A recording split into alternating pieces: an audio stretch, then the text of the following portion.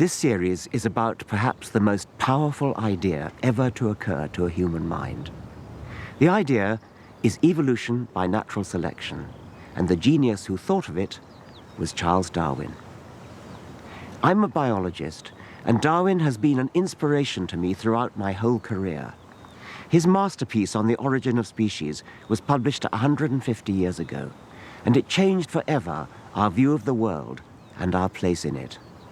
What Darwin achieved was nothing less than a complete explanation of the complexity and diversity of all life. And yet it's one of the simplest ideas that anyone ever had. In this series, I'm going to set out Darwin's big idea. I'll explore how the human species has struggled with the story of its own origins, and take you into the storm that is today's backlash against Darwin.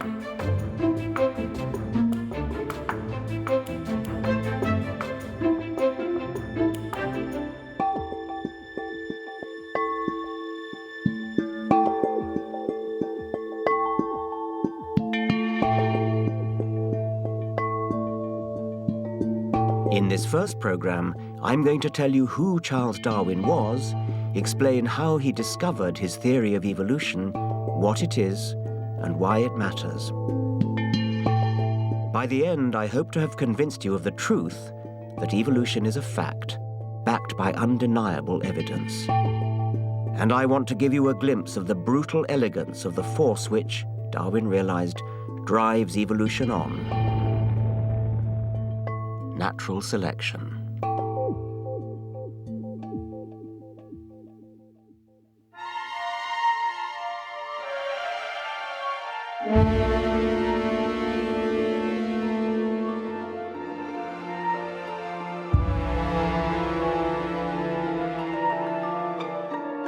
When Charles Darwin was born 200 years ago, sailors and explorers were sending home a dizzying array of specimens like these from all parts of Britain's growing empire. Every animal was believed to have a unique place in God's creation, each made by God according to his perfect, unchanging design. At school in Shrewsbury, the young Charles Darwin was taught that God had created the earth and all this rich variety of life just 6,000 years ago. Today, thanks to Darwin, we know differently.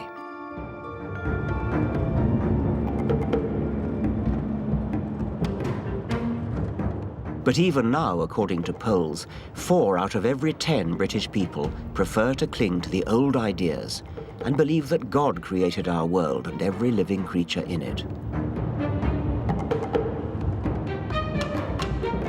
I think it's scandalous how little our children are taught about evolution at school. A typical class gets just a few hours to study one of the most important ideas in science. This lot got me. I went to meet a science class of 15 to 16-year-olds at Park High School in London to try to open their eyes to Darwinism. Why do we need to find out about evolution? Why do we need to find out about evolution? Because it is the explanation for our existence, because it explains such a huge number of facts, because everything we know about life is explained by it. I believe in my religion, so whenever I read about evolution or that, I can't understand it, I don't believe it, just like believe my religion, so. Right. So you know what you believe when you start, and any new book that says anything different, you don't read it, or what? Even if we got evidence, I just like, I follow the stronger evidence, which is the Holy Book, so. So the reason you believe it is because that's the one you were told first. Is that a good general? I can see that a few hours in the science lab is no match for a lifetime of religious indoctrination. I was brought up to believe it. You're brought up to believe it. Is that a good reason to believe something, do you think? Yeah, because I went to church since I was little, so. And it says it in the Bible. Yes, but in the Hindu sacred scriptures, it says something different, doesn't it? Yeah, but they're brought up to believe that one, then. Yes. So you mean everybody should just believe what they're brought up to believe, even though they contradict each other? you can be made to believe something in science, and then you can be made to believe something in religious studies. And then it's really up to you what you believe. You can't just say that. Well, look, I You've got to stick to hate one this phrase, side. made to believe. I mean, that's an awful thing, and I would hate to anybody to think I was trying to make anybody believe anything. I'm asking you to look at the evidence. Perhaps you haven't got a full impression of how strong the evidence actually is. Nobody's actually seen evolution take place over a long period, but they've seen the after effects, and the after effects are massively supported. It's like a case in a court of law where nobody can actually stand up and say, I saw the murder happen. But yet, you've got millions and millions of pieces of evidence which no reasonable person could possibly dispute. That's sort of the way it is.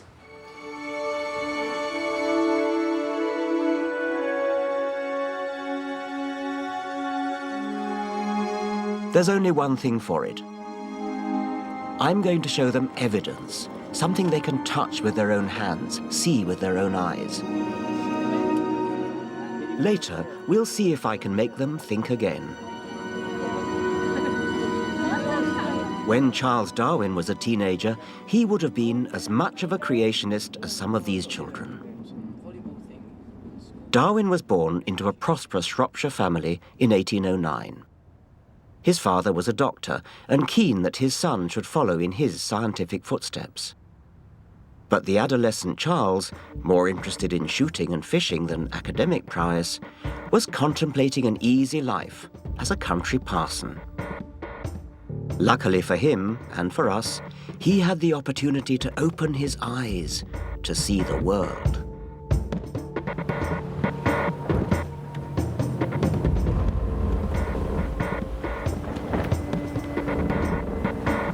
In 1831, as a young man of 22, Darwin's family connections got him a once-in-a-lifetime invitation.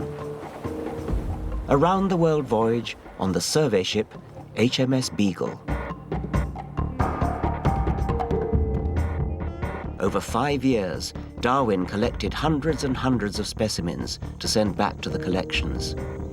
But increasingly, he wasn't satisfied with just recording the animals and plants he saw. He was beginning to have doubts about the biblical story of how animals were created. While ashore, riding across the South American flatlands, Darwin amused himself by chasing after rheas, shy ostrich-like, flightless birds. But he was puzzled.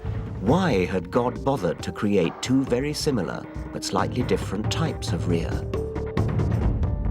Had an original group of rheas split in two and, once separated, started to develop in their own way? The mystery deepened when Darwin noticed an even more marked effect on islands.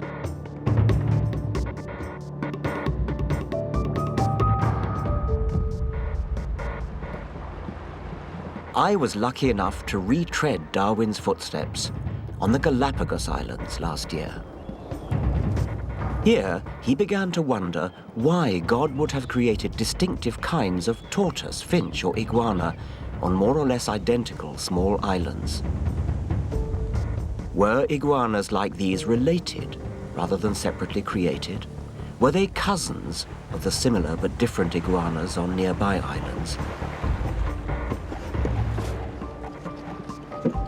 This pattern of relationships became even more intriguing when Darwin encountered fossils. The evidence of fossils would help Darwin develop a theory of life on Earth far more wonderful and more moving than any religious story of creation.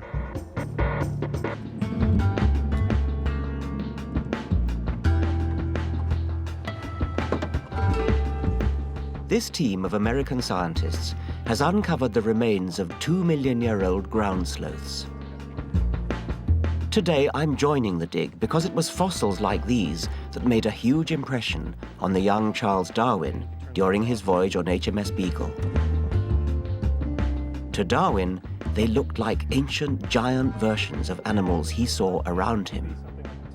Well, the ground sloths flourished for a number of millions of years and were quite successful. They were huge, weren't they? Some of them were. They varied from bear-sized all the way up to things that were almost rivaling the mammoths and mastodons, up to 5 to 6 meters in height when they reared up on their hind legs. What struck Darwin was how, apart from their enormous size, the fossils closely resembled in every other detail the skeletons of modern sloths living nearby.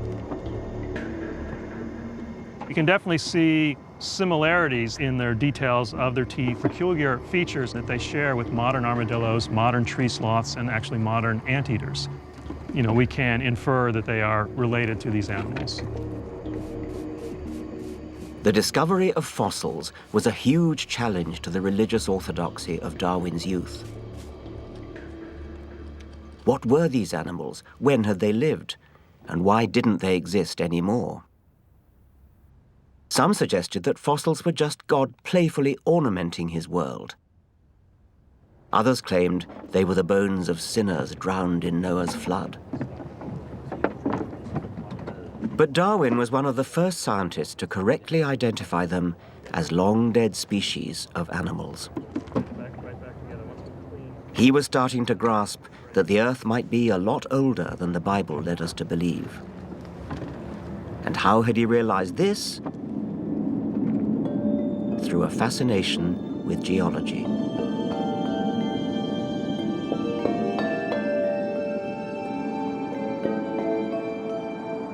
During the voyage of the Beagle, Darwin had had time to immerse himself in the pioneering work of Charles Lyell. Lyell argued that the landscape we saw around us was formed by the slow action of vast forces, not thousands, but millions of years of gradual change. So, if the Earth was shaped and reshaped over an immense period of time, was there room, Darwin began to wonder, for life to undergo slow changes as well?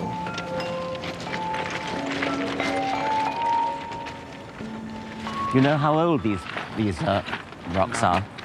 They're about 200 million years old. Right back in the 19th century, lots and lots of people came here to look for fossils. And some of the most famous fossils have been found here. I'm taking the science class I met earlier to the beach. Many of these teenagers have been brought up to mistrust the idea of evolution. I'm hoping they'll find a small fragment of the kind of evidence that made Charles Darwin think again.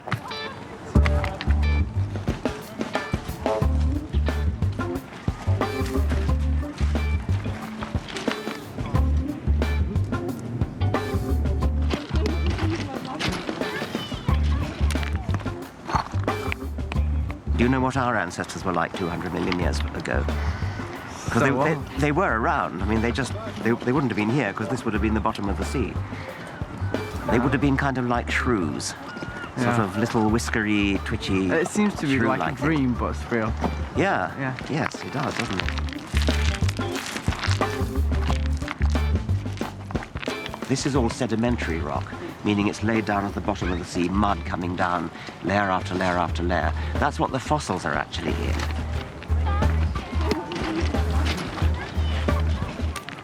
On a beach like this, the pounding sea gradually exposes different layers of rock, and within them, hidden treasure. A history of past life on Earth. So each layer you go down to, you find a completely different set of animals. And if you look at the animals that you find, and plants, over the great span of time, you find that they form a kind of ordered sequence. You find fish 400 million years ago, but you find no mammals at all 400 million years ago. The fish gradually changed into amphibians, changed into reptiles. Reptiles changed into birds, changed into mammals.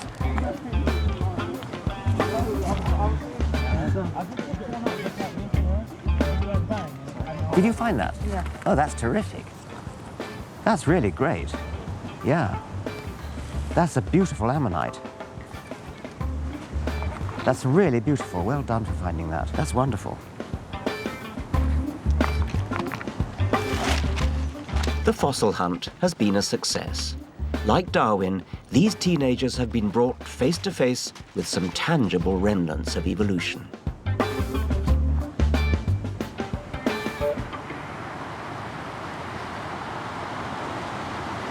The evidence Darwin had seen with his own eyes on the voyage of the Beagle seeded huge heretical questions in his mind.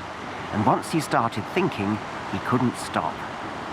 Darwin, once an easily distracted student, returned from the voyage of the Beagle a determined, even obsessive research scientist. The trip had changed him, and it was soon to change the world forever.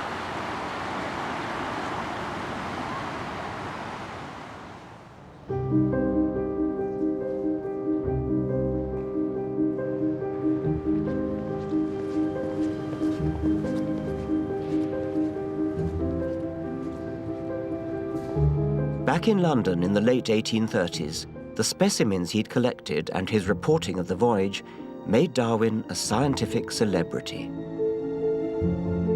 Even more importantly, while cataloguing his finds, Darwin realized that life forms weren't fixed. They had changed over time. They must have evolved. Now he wanted to pull together all the evidence to understand how and why this had happened. It took Darwin 20 years of research, on and off, to develop the ideas that would eventually be set out in The Origin of Species. He wanted to be fully certain of his facts.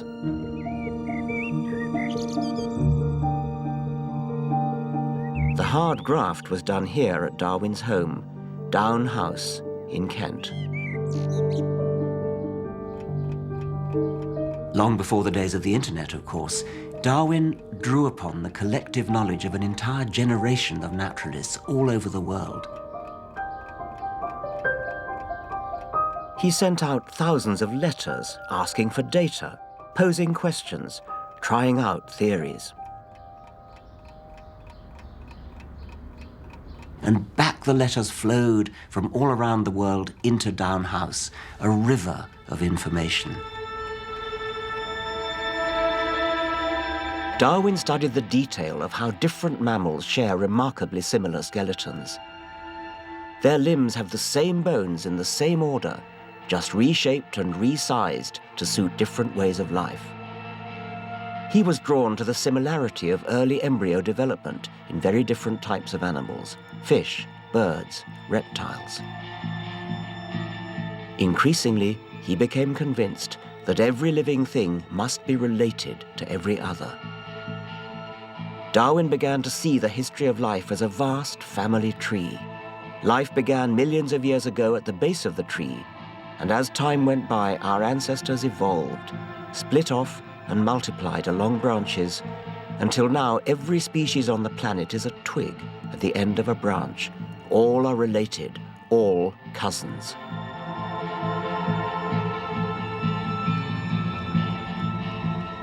Life had evolved from single cells into complex, sophisticated beings.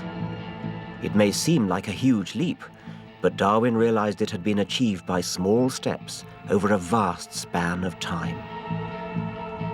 He grasped the immense age of the Earth. Darwin believed the world was hundreds of millions of years old. Today we know it's over 4 billion years old, and the life we can actually see around us has existed for an insignificant blink of that time.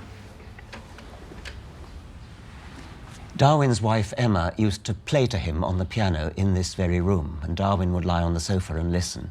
It's not clear how much he got out of it, though, because it was once said of him that he was so tone-deaf that people had to nudge him to stand up when they were playing God Save the Queen. But anyway, I want to use this piano to illustrate the vastness of geological time, and yet how comparatively little of it is occupied by those animals and plants that we know anything about.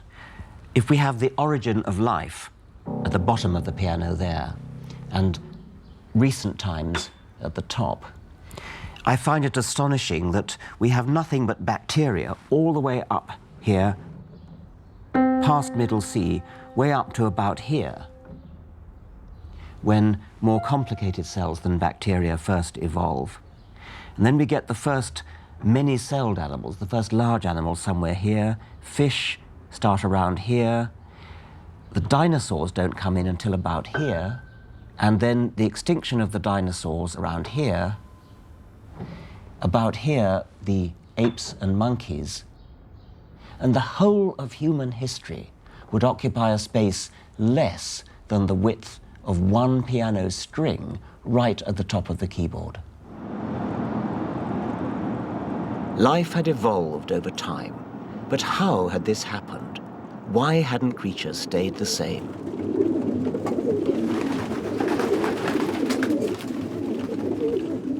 Darwin wasn't just an abstract theorist. He liked to get his hands dirty, testing his ideas. And in the 1850s, he became fascinated by pigeons. By how man had remolded the wild rock dove into a rich variety of forms. Darwin's bird specimens are now stored at the Natural History Museum at Tring. It's a very weird feeling. These are actually Darwin's own specimens. I see from Darwin's own label here that this is a blue owl pigeon. Tumblers are characterized by this curious tumbling behavior that they show, sort of falling through the sky. This one has been relabeled. It is a Darwin specimen. This one actually has Darwin's original label here. Darwin realized that, for centuries, through small steps, pigeon breeders had been in the business of evolution. Here was life in constant flux. One of the big things Darwin had to fight against was the feeling that people had that species were species and they never changed into anything else. Artificial selection on dogs, pigeons, cabbages was a beautiful illustration for Darwin of how plastic things were. You could pull them, it was like modeling clay almost. You could take a wild animal and pull bits out, press other bits in large bits. It was showing that there's nothing static about species. Species can change. Now, in his 40s, Darwin became a pigeon fancier. He kept some 90 birds of 16 types, devoured books on breeding, and attended numerous pigeon shows. What excited Darwin was the powerful comparison that could be drawn between domestic breeding and what he'd observed of nature acting on wild animals, like the finches he'd collected in Galapagos. In the pigeon's case, it's artificial selection. It's human breeders using their eye to choose, I think I'll breed from that one, I want the beak longer or shorter, I want the plumage to be whiter or fluffier. So breed from the one that has the quality you want. And then, after surprisingly few generations, you can produce a change in the breed. In nature, it's not like that. Of course, nobody comes along and says, I want one that has a great big thick beak. Nevertheless, given that there are tough seeds that only a thick beak can crack, natural selection favors those individual birds that succeed in cracking the seeds until you end up with this sort of climax beak, which is really huge, the product of tens of thousands of generations of natural selection breeding for ability to open tough seeds. Man had utterly transformed many animals and plants by selecting for particular characteristics over and over again. Nature was also doing this. But how could nature make specific choices as humans could? Darwin's answer would come in understanding exactly what nature is.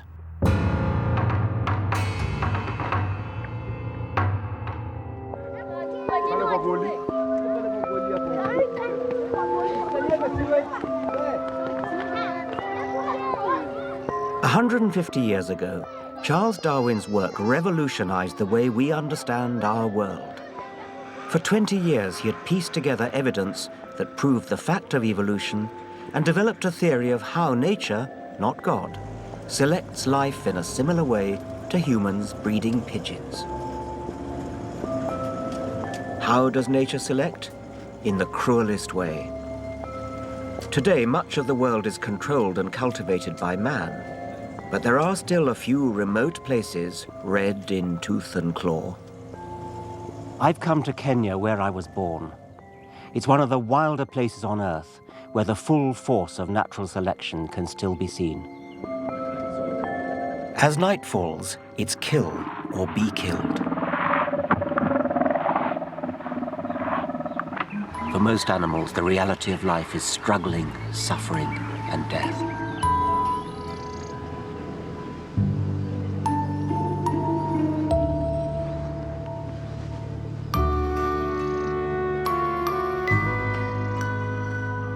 For Darwin, grappling with nature's horrors must have been a huge challenge. As a young man, he had wanted to become a country parson. He had believed in an orderly and harmonious animal kingdom. Now, he contemplated the brutal reality of nature. Darwin's brilliance was to connect what he was seeing with an idea from a completely different discipline, economics. Thomas Malthus had written a popular, influential diatribe about the perils of population growth in early industrial Britain, and how this would inevitably be stopped by food shortage and disease. Darwin seized upon Malthus's warning about a human struggle for resources, and he applied it to what was happening in nature. As more individuals are produced than can possibly survive, there must in every case be a struggle for existence. Nature is an arena of pressure. Of every individual born, the chance of it surviving to reproduce the next generation is very, very small. Most animals die young. The next step for Darwin was to realize this.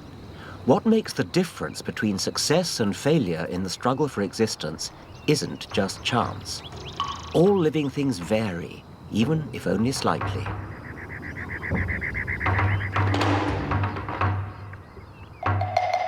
Darwin realized this was the key.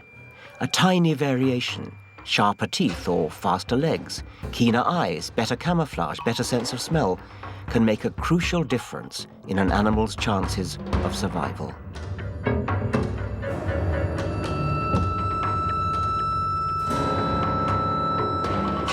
If an animal survives, it is more likely to reproduce and, crucially, pass those variations on to its offspring. Nature's struggle for existence means that organisms with helpful variations tend on average to survive and reproduce. Those without die without offspring. The race is survival. The finishing line is reproduction. This is what Darwin defined as natural selection, the key to evolution.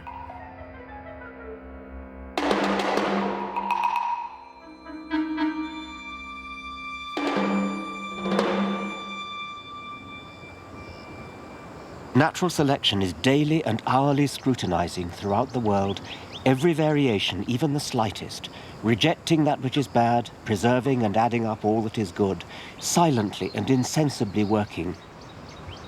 We see nothing of these slow changes in progress until the hand of time has marked the lapse of ages. Gradually, very gradually, as successful variations are inherited, natural selection sculpts life into different shapes, better and better adapted to eke resources out of their particular surroundings. Longer necks are favored to feed from tall trees, thinner fur for warmer climates. Life forms become ever more specialized. And, if separated from their ancestral group by geography, by a forest or desert, on an island, they can specialize to such an extent that they no longer breed successfully with that ancestral group. They are then classified as a distinct species. This is the origin of species.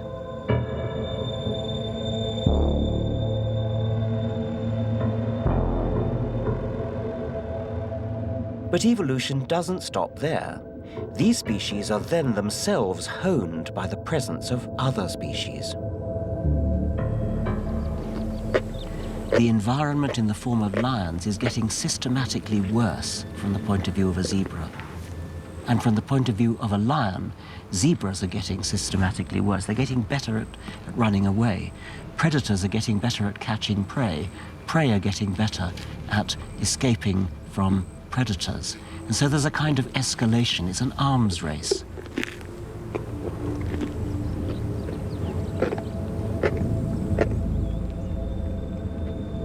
Arms races account for the spectacularly advanced engineering of life. Camouflage systems, camera lens eyes, venomous stings.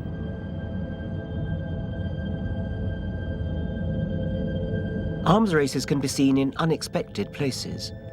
Mankind is certainly not immune to the nightmare Darwin called the war of nature. We humans are currently in a battle with viruses. It's being fought all around our world.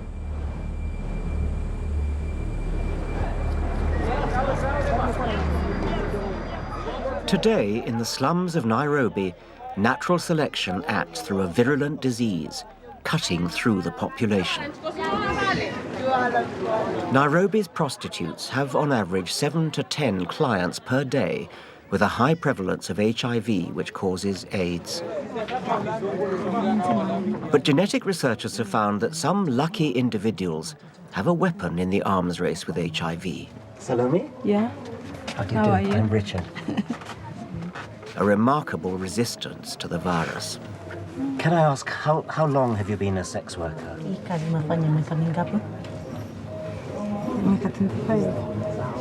25 years. And during that time, have you lost many friends to AIDS? I've lost many friends. Many friends. When did you first discover that you are resistant to HIV? Kuja kuamini kabisa ni kama mwaka 90. Ndio niliamini kabisa kwamba sina.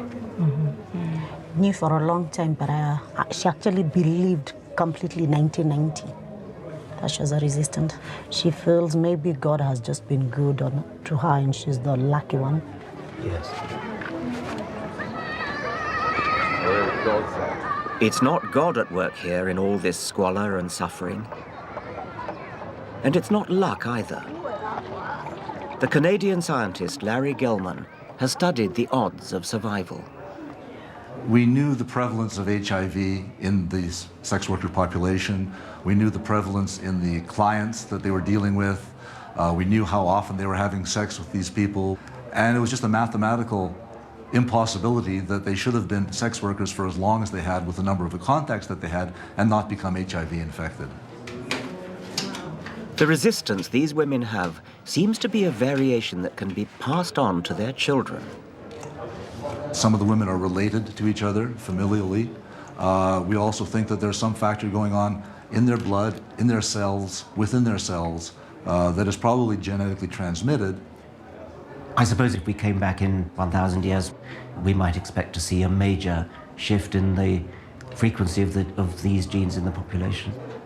Yes, I think in any epidemic situation, those people who are very vulnerable and susceptible are going to get sick and die, and those people who are going to survive are going to have some kind of resistance, which they're going to transmit onto their descendants.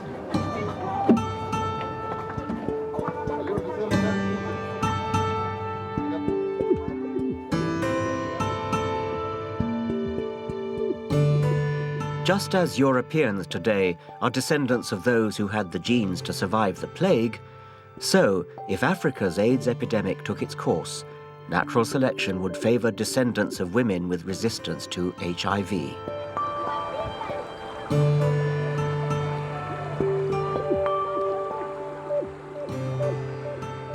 This is the unstoppable force of natural selection, first revealed by Darwin, now observed by modern science.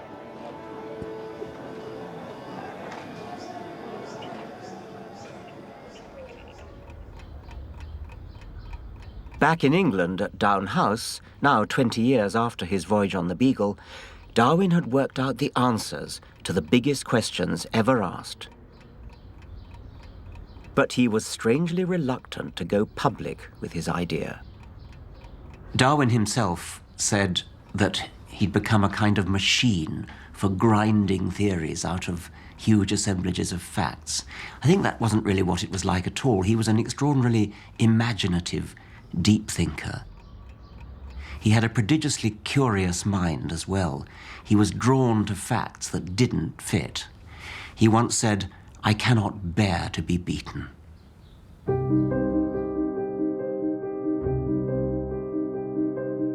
Darwin's theory explained how the diversity of life on the planet had evolved spontaneously without interference from any god. But he was acutely aware of how upsetting this flat contradiction of the religious story would be. He hesitated to publish. Then, in June 1858, Darwin received a letter from a naturalist traveling in the Far East, Alfred Russel Wallace, which set out similar ideas. Darwin was in despair about being scooped. He was even ready to drop his life's work. But he was persuaded by Charles Lyell and others to present his unpublished work alongside Wallace's notes and then complete his masterpiece for publication. I've come to meet Randall Keynes, Darwin's great-great-grandson, to try to understand Darwin's frame of mind as he finished his book.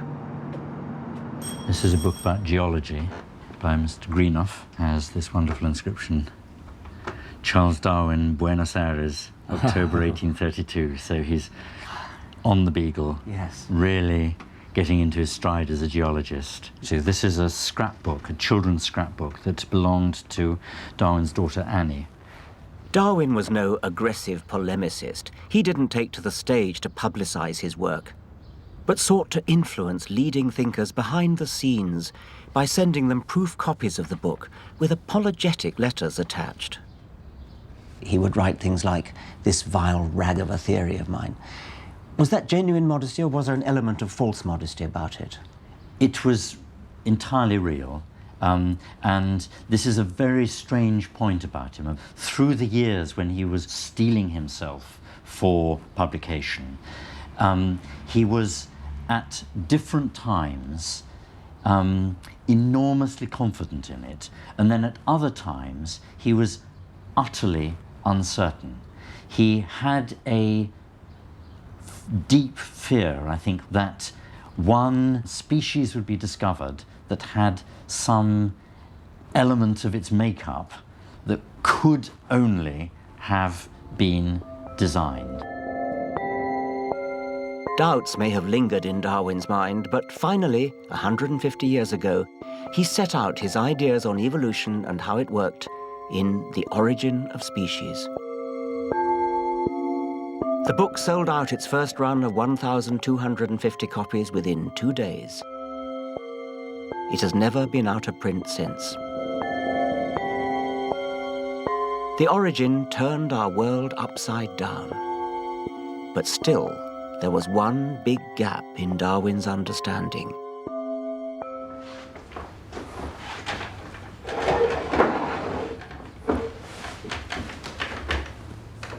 A 150 years ago, at the age of 50, Charles Darwin finally published the big idea he had sat on for almost 20 years. A natural law that explains life itself and the evidence available to him to back it up. This is the most precious book in my collection. It's a genuine first edition Origin of Species. But it's not just the most precious book in my library. Charles Darwin's Origin of Species is one of the most precious books in the entire library of our species. This book made it possible no longer to feel the necessity to believe in anything supernatural. It completely revolutionized the way we see ourselves, the world, and our origins.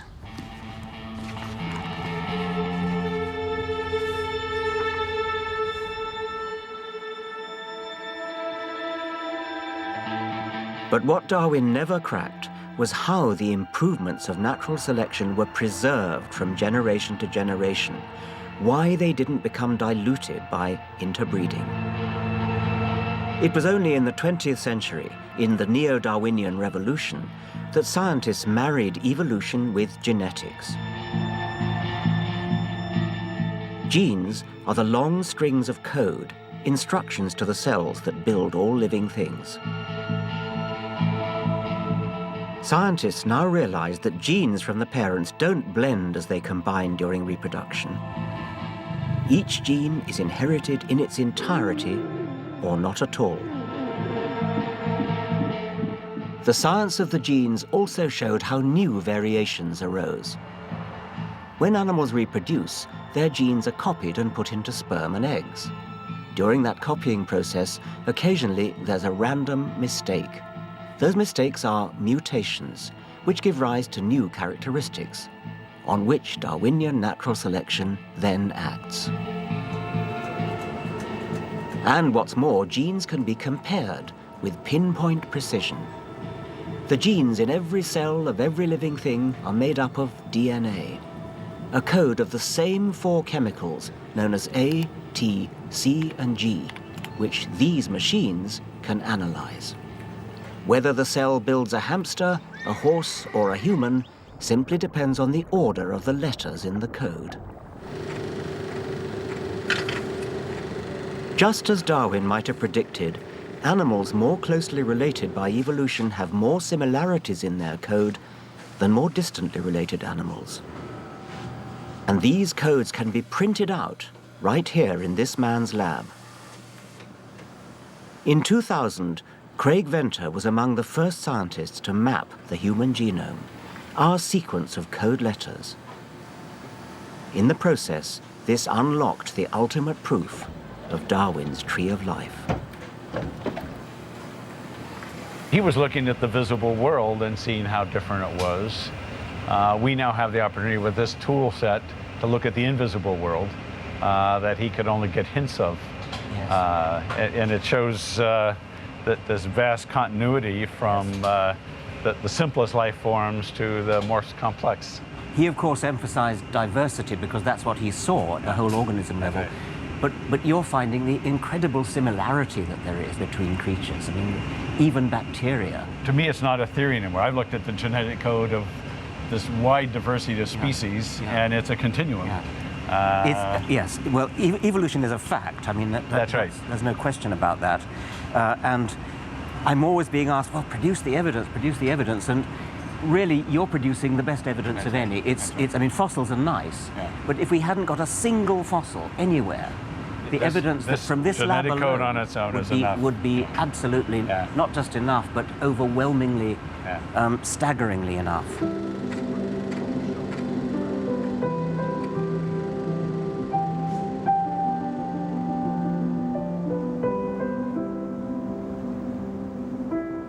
Darwin anticipated problems with his theory. Modern science has answered them. Evolution by natural selection has been triumphantly vindicated as fact. Case closed, surely. But can I convince those school children? What's so beautiful about DNA is that it's turned biology into a kind of branch of computer science, that every animal and every plant is carrying around inside every one of its cells an instruction book for making that animal or making its children. You've got billions of letters, and you can actually line them up. And you can take the rat DNA and the mouse DNA, and you line them up and you say, same, a difference there. Same, a difference there. And that means that when you say that two animals like rats and mice have a common ancestor, you can be totally confident that that's right, because the sheer number of similarities is so gigantic, far, far more than Darwin could ever have dreamed of. And Darwin would just have loved to know about DNA. It's such a shame that he didn't live long enough to learn about DNA.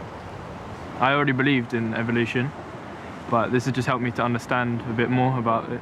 We have talked about it in class more, but I still do believe in God, but I don't know, I'm starting to think whether evolution is true or false. I do believe in evolution, but I don't think that it's ever going to be 100% accepted, because there are many religious people out there. I thought about it more, but I still believe in what the Bible tells me. When Richard came to our school and today I started learning about evolution, and I really love to learn more about it, but I don't want to like leave my religion and go in that path. I think evolution is the main part of how the earth developed, but I still say my prayers and just keep life going.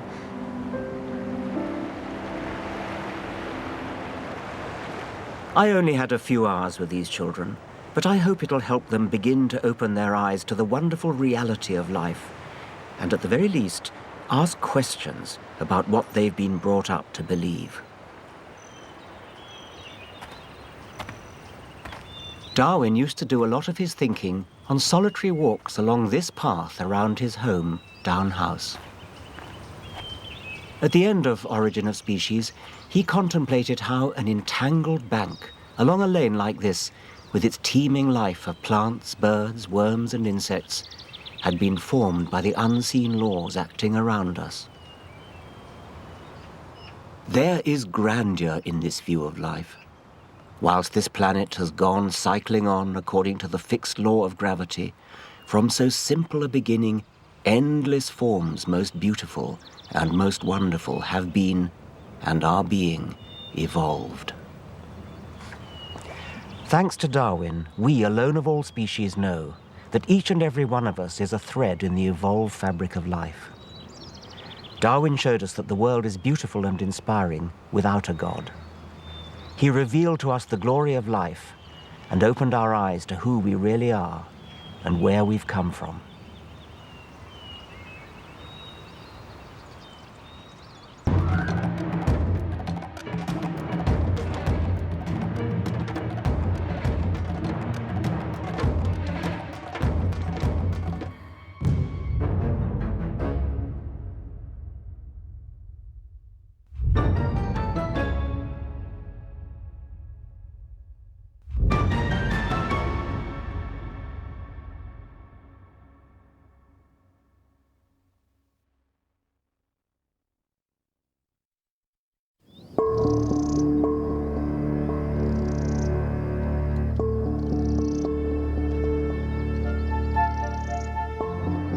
Once, people thought God had created the world and every living thing, each with a purpose, in an ordered universe over which our Creator presided, rewarding good deeds and punishing sin.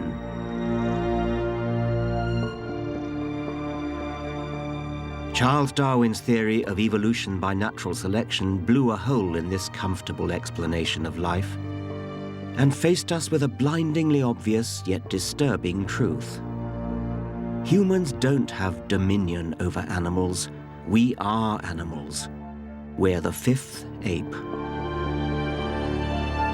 But even Darwin hesitated to say this out loud. It throws into question our trust in our fellow human beings. Are our morals and manners just a veneer? Since a struggle for existence drives evolution, why don't we humans run an entirely dog-eat-dog world?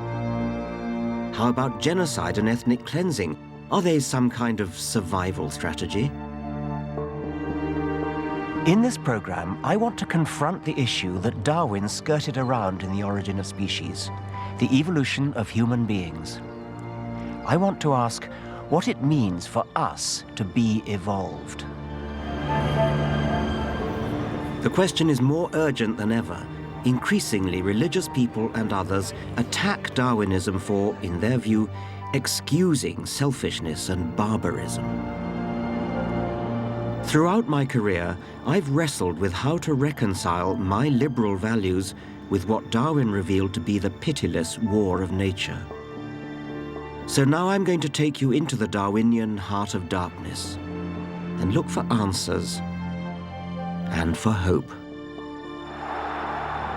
Natural selection is the driving force of our evolution, but that doesn't mean that society ought to be run on Darwinian lines. As a scientist, I'm thrilled by natural selection, but as a human being, I abhor it as a principle for organizing society.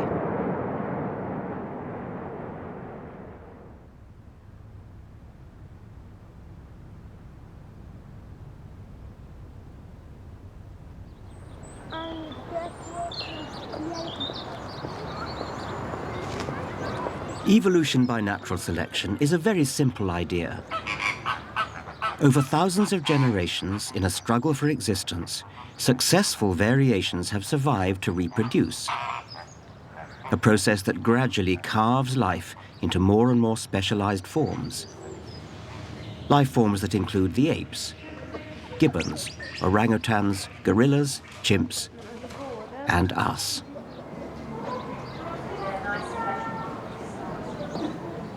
Here at London Zoo, back in the 1830s, the arrival of the first apes outraged polite society. Queen Victoria, for one, found them painfully and disagreeably human. But another visitor was spellbound.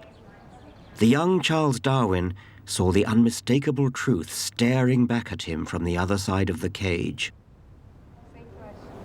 The uncanny familiarity of ape hands and the humanity we seem to glimpse in their eyes was for Darwin further evidence to support the idea of evolution, that all life was related. The African apes, he realized, were our closest evolutionary cousins.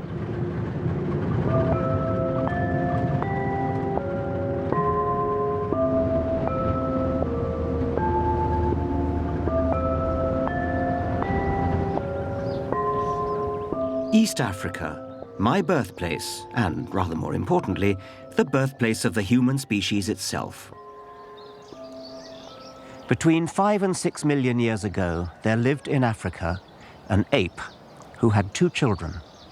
One of those children was destined to give rise to us, and the other was destined to give rise to the chimpanzees. If I stood here and held my mother's hand, and she held her mother's hand, and she held her mother's hand, and so on back to the grand ancestor of all humans and all chimpanzees, how far would the line stretch? The answer is about 300 miles. Over that surprisingly short distance, the fossil record shows evidence of extraordinary changes. The paleontologist Richard Leakey and his family have uncovered the hard evidence in Kenya's Rift Valley, evidence that charts the evolution of our ancient human ancestors. About 1.9 million years ago, you have skulls like this turning up now, and this is what they were calling Homo habilis. Largish-brained, still got a flat, big face, and probably ancestral to Homo erectus, which turns up in Africa at about 1.8 million years. This, then, is the ancestor to Homo sapiens. This persists for almost 1 million years, this condition, and then it gives way to something with an even larger brain, things that are much more like ourselves, these whopping great vaults. The brain has really expanded.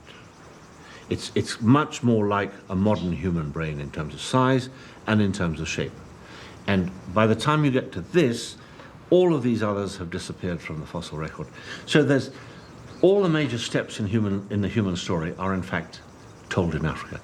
I often meet people who say to me, nobody's going to tell me I'm an ape. Is there a kind of visceral revulsion, do you think? Do you meet that as well? Yes, I do meet that, but it seems to be so misplaced because, as you know, we are the fifth ape, and we never separated from the apes. We just do things differently.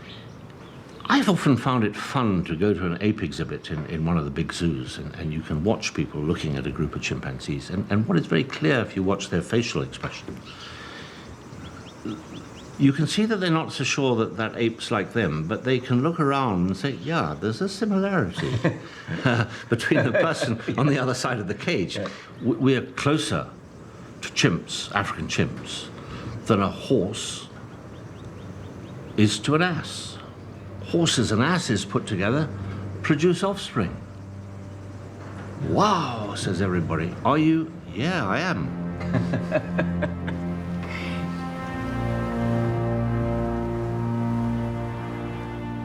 It's an unsettling thought. In evolutionary terms, we're so closely related to chimps that it's not ridiculous to ask whether we might still be able to breed with them.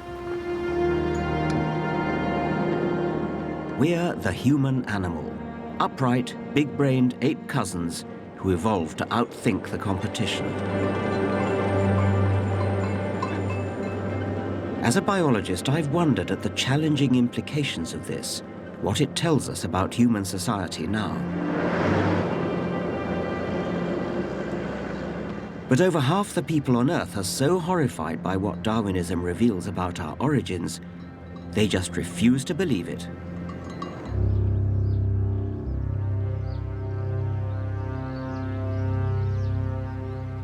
I'm on a journey exploring the dark side of Darwinism. I want to confront what it means for us to have evolved in nature's brutal struggle. Why should the fifth ape love thy neighbor? The thought of our animal origins can upset people. Read The Origin of Species, Darwin's masterpiece that set out his theory of evolution, and you will find only a handful of passing references to human origins. That man was made in God's image, having dominion over the animals, defined what it meant to be human. So, discussing human evolution was just too risky. Darwin shied away from it and simply wrote near the end, "Light will be thrown on the origin of man and his history." But when the book came to be published in 1859, the buzz was all about the extraordinary implications for mankind. Were we just beasts in fancy dress? Evolution became known as the monkey theory. The row has not gone away. In Kenya, the cradle of mankind, religious groups are trying to block the opening of the National Museum's exhibit of human fossils. The fossil record of human ancestry has a particular fascination. To me, these are far more precious than the crown jewels. This is the Turkana boy, Homo erectus, 1.5 million years old, the most complete ancient human skeleton ever found. It's one of the most precious relics in any museum, anywhere in the world. It would be an enormous pity if there were any pressure not to allow it to be seen.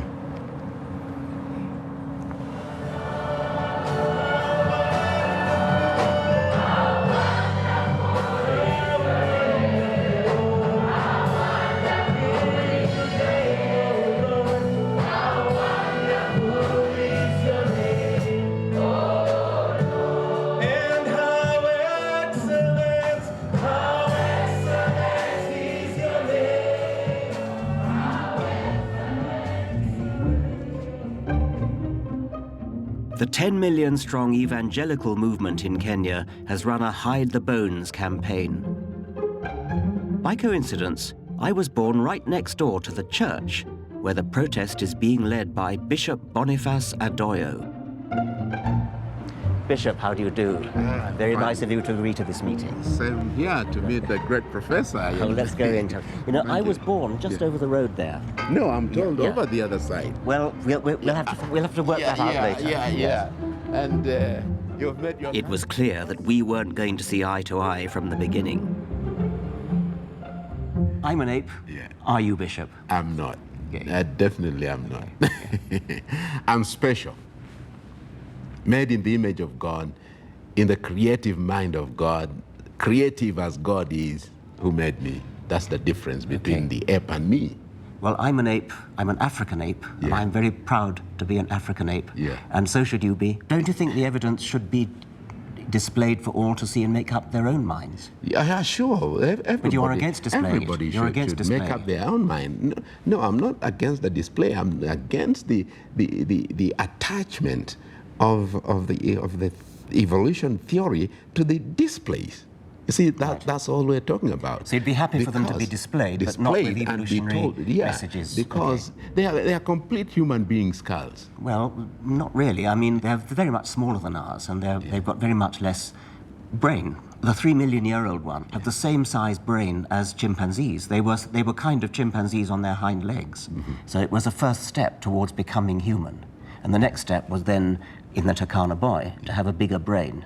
And the final step was to have an even bigger brain like us. If that's where we originated and evolved into this stage, why aren't those chimpanzees also evolving into man? Why aren't they extinct?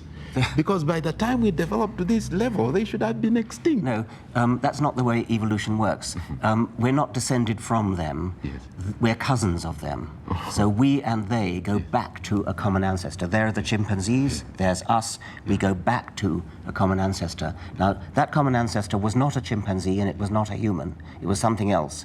And it evolved towards being a chimpanzee. Yeah. In a different direction, it evolved towards being a human. So chimpanzees have been evolving all that time, and humans have been evolving all that time. And they'll probably both go on evolving, but we can't predict where that will go.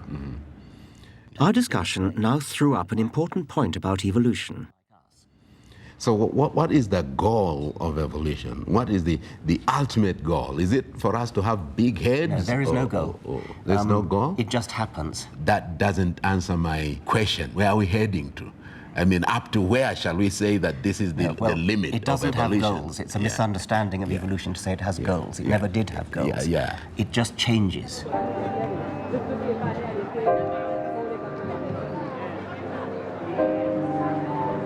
This is crucial. To understand evolution by natural selection, you have to grasp that it is not a grand scheme with goals. It's a harsh, unguided process which simply favors those that are most successful at passing on their genes. It has no morality or purpose.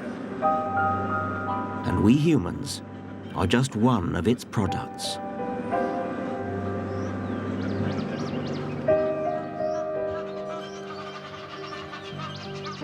Darwin took man off his pedestal and made him an animal like all others. We evolved in the ruthless competition of nature. So, what does that mean for us and our society? To begin to grapple with this problem, we have to understand what nature is in all its brutal glory. It looks like nature in harmony. Actually, as Darwin realized, there's a struggle out there. All the players are working for their own benefit, and because they're surrounded by others who are working for their own benefit, they tend to exploit each other. In the shady forest, all the plants are struggling to get to the light. Big trees pay the price legitimately by growing up to the sun. But this strangler fig does a very strange and cruel thing. It started life high up in the tree from a seed, perhaps dropped by a fruit-eating monkey. It then sent roots down towards the ground in order to get nourishment from the ground. And then these roots proliferate all around the original tree and strangle it to death.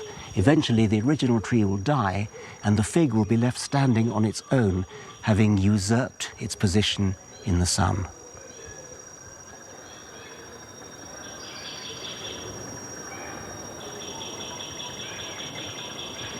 The bitter struggle for survival in nature has been the dynamic force that has driven the evolution of life. And this is where my own struggle with the consequences of Darwinism begins.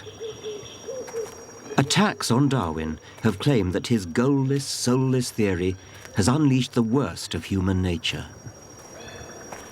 If nature is ruthless competition, and nature is where we evolved, then is this the model for human society? Every man for himself? Well, let's look at this. There is one area of human affairs in which the dog-eat-dog mentality seems, to many, entirely natural. In business.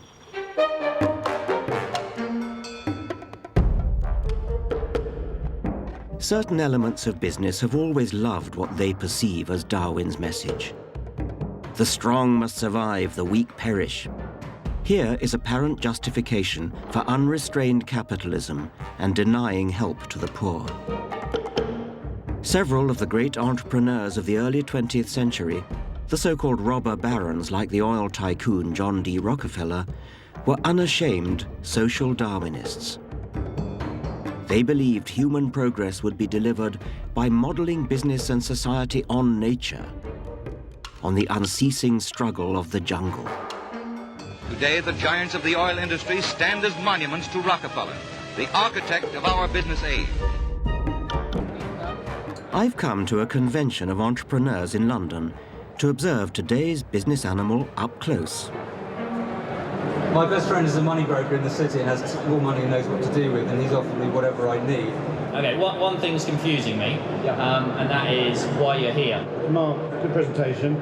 I suppose I should put my cards on the table. I don't like the recruitment industry generally. For a very long time, people have noticed the similarities between economic systems and biological systems, and particularly the notion of competition in both systems. When businesses compete, we can think of them as designs. So you might have a design for a bank, a way to run a bank. And each of the banks along the high street will have a slightly different way of running a bank, a different design. And the evolutionary competition it's a competition for you walking down the high street to determine which bank will serve you best, which design suits your needs better than the others. So are we looking at corporate apes fighting for supremacy without compassion, teeth bared? I wonder if it's more posturing than reality. Do you think there's a risk of overdoing the Darwinian analogy? Yes, very much so. The press loves to play up company CEOs and entrepreneurs as these heroes, and in many ways they are. They work incredibly hard, make great sacrifices. But the myth is that they were these great visionaries, these people who could predict the future and drive an organization toward that future. The reality is economic systems, just like biological systems, are hugely complex. And being able to predict what's going to happen in the long term is extraordinarily difficult or even impossible. And what some companies do is rather than try to outguess where the market is going, they'll create some notion of variety within their company and then let the market choose, let customers decide which products and services they like best. But these legendary moguls who emerge, I mean, is it sort of luck that they're the ones who they just happen to get it right, and with hindsight you can say that they got it right, but that's all, it's just hindsight. Well, not to take away from the talent that these individuals may have, but if you imagine a room full of people flipping coins, if the room's big enough, one of them is going to get 10 heads in a row. And then if you ask that person, what did you do? They'll say, well, I'm an expert coin flipper. I got my wrists just right. And we see the same thing in business. So Darwinism in business seems to be little more than a metaphor, an analogy. It certainly doesn't provide a straightforward natural law for economic progress, as social Darwinists used to argue. But can Darwinism be applied to other areas of human affairs? What about taking back the reins of our own evolution? Don't copy nature, but control it. Speed up the elimination process. Once they have been born, defectives are happier and more useful in these institutions than when at large. But it would have been better by far if they had never been born. It's been tried before. The eugenics movement of the early 20th century aimed to stop the weak procreating through compulsory sterilization of the unfit. Eugenics seeks to apply the known laws of heredity so as to prevent the degeneration of the race and improve its inborn qualities. Here was a slippery slope down to a nightmare. At its worst, eugenics became a dark tribal vision, ultimately used to justify ethnic genocide in Nazi Germany. Eugenics is not a version of natural selection. Hitler, despite popular legend, was not a Darwinist. Every farmer, horticulturalist or pigeon fancier knew how to breed for desired outcomes. Eugenicists like Hitler borrowed from breeders. What Darwin uniquely realized was that nature can play the role of breeder. Darwin has been wrongly tainted. I've always hated how Darwin is wheeled out to justify cutthroat business competition, racism and right-wing politics. And throughout my career, I've grappled with the apparent paradox of the way cooperation, being nice to each other, even morality, could evolve from the mindless brutality of nature.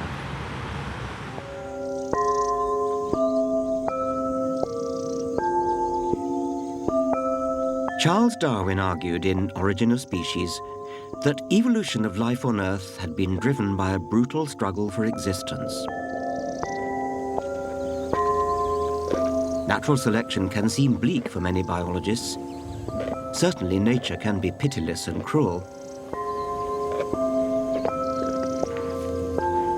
But I've been intrigued by what appear to be acts of kindness in nature.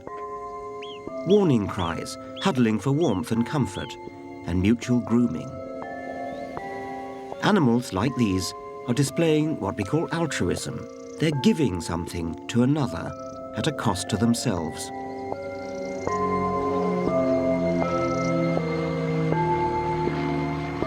The question I've grappled with as a biologist is why?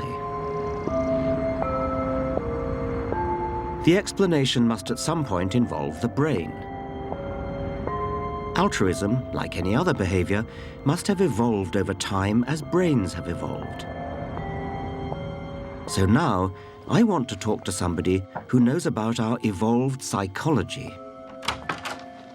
Steve, hello, nice to see you. When we teach about evolution, we naturally tend to focus on anatomy, but you could equally well say that psychology, that our minds are evolved organs or organ systems, couldn't you? Well, yes, and we have every reason to believe that the mind is a product of the activity of the brain, and I happen to have it here. And it's clear that the brain is an organ. It's got an evolutionary history. All of the parts in the human brain you can find in the brain of chimpanzee and other mammals. And we also know that the brain is not just a random neural network. And we have reason to believe that a lot of the products of the brain, our perception, our emotions, our language, our ways of thinking, are strategies for negotiating the world, surviving, bringing up children, finding mates, negotiating relationships. I suppose we can all understand why sexual lust has Darwinian survival value. And are you now saying that the mechanisms for guilt, trust, that those are a bit like lusts? I mean, there's a lust to trust, or is that not a... Indeed. I mean, there are, and people have no problem accepting Darwinian explanations for emotions that are triggered by the physical world. Fear of heights and snakes and spiders and the dark and deep water. Disgust at bodily secretions that might be carrying parasites or rotting meat and so on. But often feel a little more surprised and even resistant to the idea that some of our moral emotions might have an evolutionary basis, like trust, like sympathy, like gratitude. But I think that as clear as it is that fear has an evolutionary basis, I think our moral emotions can be analyzed in the same way.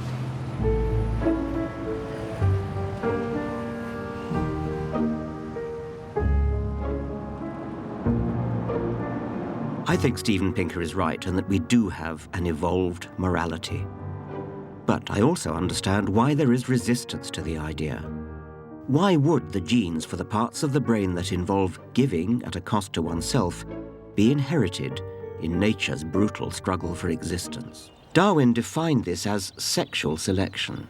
Evolution, he now realized, wasn't just about which animals survived, but which could prevail in winning the favors of the opposite sex.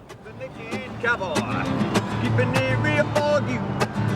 I'm the naked cowboy. You gotta do what you gotta do. There are two ways for an individual to pass its genes on to the next generation. You've got to survive, and you may have to be attractive to the opposite sex. A peacock is a walking advertising hoarding. A peacock's tail, with its eye spots, is like a walking neon sign.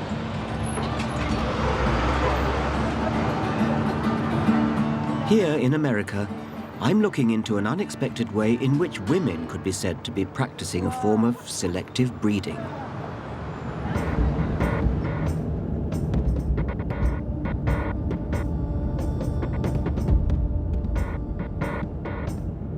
I'm going to meet some single women who, in the cold light of day, are choosing the attributes they want to mate with and hope to pass on to their children.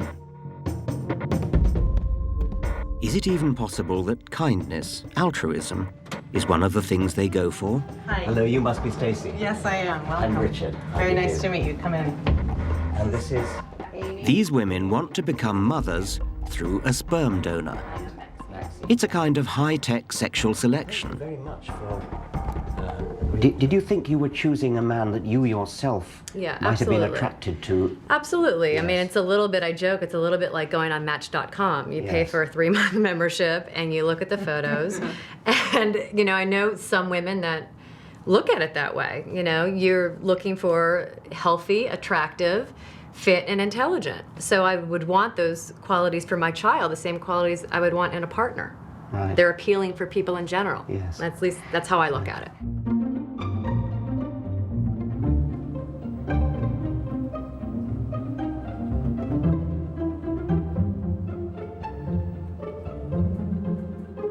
For the women's potential partners, partners whom they never meet, the process begins here. Down here we have the donor rooms where, you know, they can do their thing. And, you know, I'm trying to... Suitable pictures on the wall. Oh, of course, you've got to have a little inspirational material to help it along, you know. But who are the women going to pick? The same type of room. Are there any women who say, well, just give me something at random? Very, very, very rarely. Okay. Tell me a woman that has walked into a shoe shop and said, just give me whatever you have. That doesn't happen, you know. No, that's right. Yeah. But I mean, I'm Anything interested you buy, because you spend time on your that's decision. right, of course. But I mean, we kind of in our society pay lip service to the idea that there's something taboo about eugenic choice. Yeah. And so you might think that the women might, as it were, go along with that and say, well, I don't approve of eugenics, so it's America. It's a society of consultation and consumerism. People are used to, you go online, you buy products, you ask questions about the products. And, donors have to provide full and intimate details of all aspects of their life. shoe size and allergies and skin tone, if you tan easily. There was one that caught my eye. 6'1", hazel eyes, curly brown hair. Favorite pet dog? Favorite pet. If he's a smoker. Likes James Bond. He likes the Aston Martin. He likes jazz music. But I want to return to the enigma of altruism.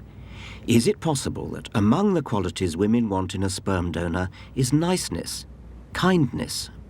I'm interested in this donor because he explained that someone in his family had difficulty getting pregnant, and so it was important to him to be able to help others who were in need of assistance in that area. So I liked that. What's fascinating is that the women don't just want the obvious alpha male qualities. You know, there's so many things that goes into it than just looks or intelligence. One of the donors that have been really popular is actually the nicest guy. And I don't know how you put that in a formal, but he's the nicest guy. Yes. He's not the smartest guy. Yeah. He's not the best looking guy. So how do they know? How do they know he's the nicest guy? But from his... He's actually written a really good extended profile about himself. So I've actually met the guy. That I can tell you the profile actually checks out. He is a really nice guy.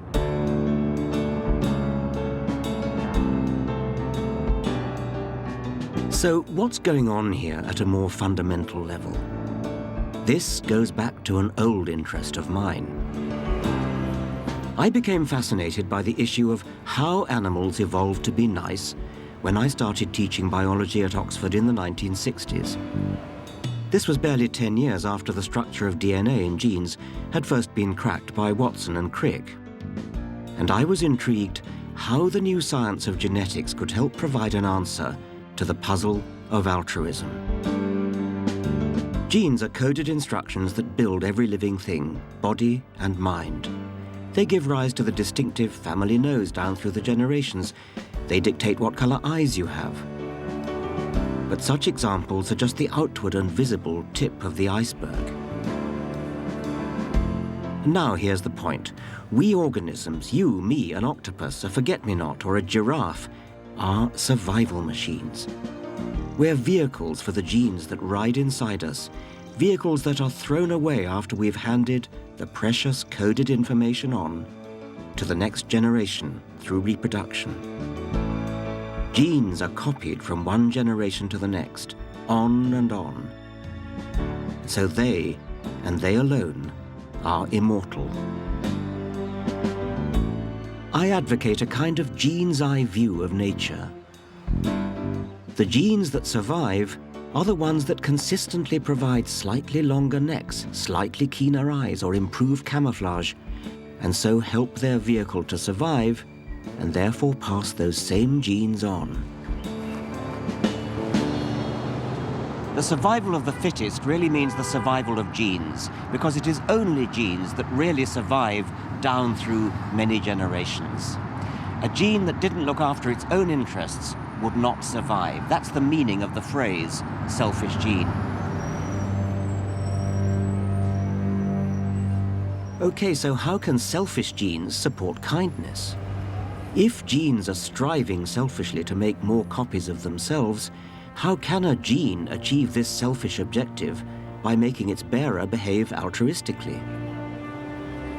One part of the answer is kinship. An altruistic gene can spread through the population so long as the altruism is directed at other organisms that have the same gene. In other words, at family. So, selfish genes build parent animals who protect their young. In human terms, parents who'd rush into a burning building to save their children. This is called kin selection. The other part of the answer is reciprocal altruism. You scratch my back and I'll scratch yours. When animals live in groups where they encounter each other repeatedly, genes for returning favors can survive. Individuals sacrifice themselves for each other. They give food to each other, to close kin, and to other individuals who might be in a position to pay back favors on another occasion. Selfish genes give rise to altruistic individuals.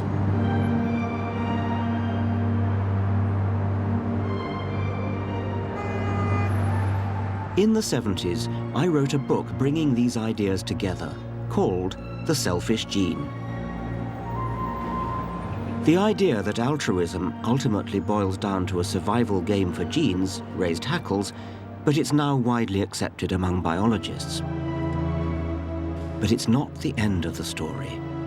I realized there really does seem to be something odd about humans. Aren't humans rather nicer than even the theory of the selfish gene would expect? We donate to charity, give blood, weep in sympathy at the plight of complete strangers. Now, I want to explore why.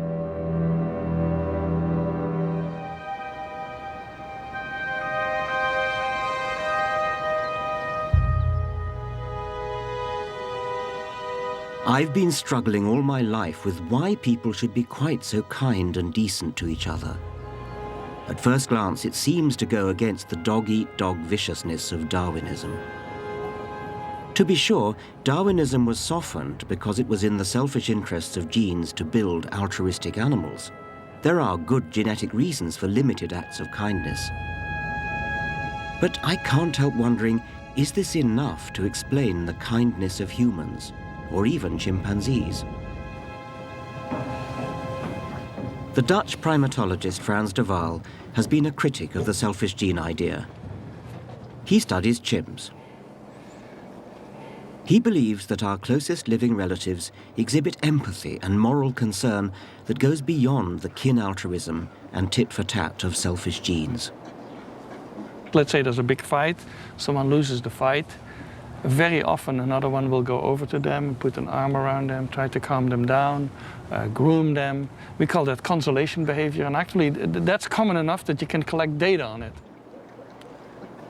De Waal has accused my work of promoting what he's labeled veneer theory. The idea that morals are a thin veneer on top of the inherent nastiness of our animal nature. Yeah, well, I think the reason I speak of veneer theory is because we've seen like 30 years of books published on how humans are not inherently kind, humans are deep down nasty. And if we are kind, it's only to make a good impression on each other. And if we are moral, it's just a little veneer over human nature. Yes. And I take opposition to that. My feeling is that the phenomena that we see, which you've described as empathetic, are phenomena which need explaining. And we're going to explain them. In my case, we're going to explain them in terms of selfish genes.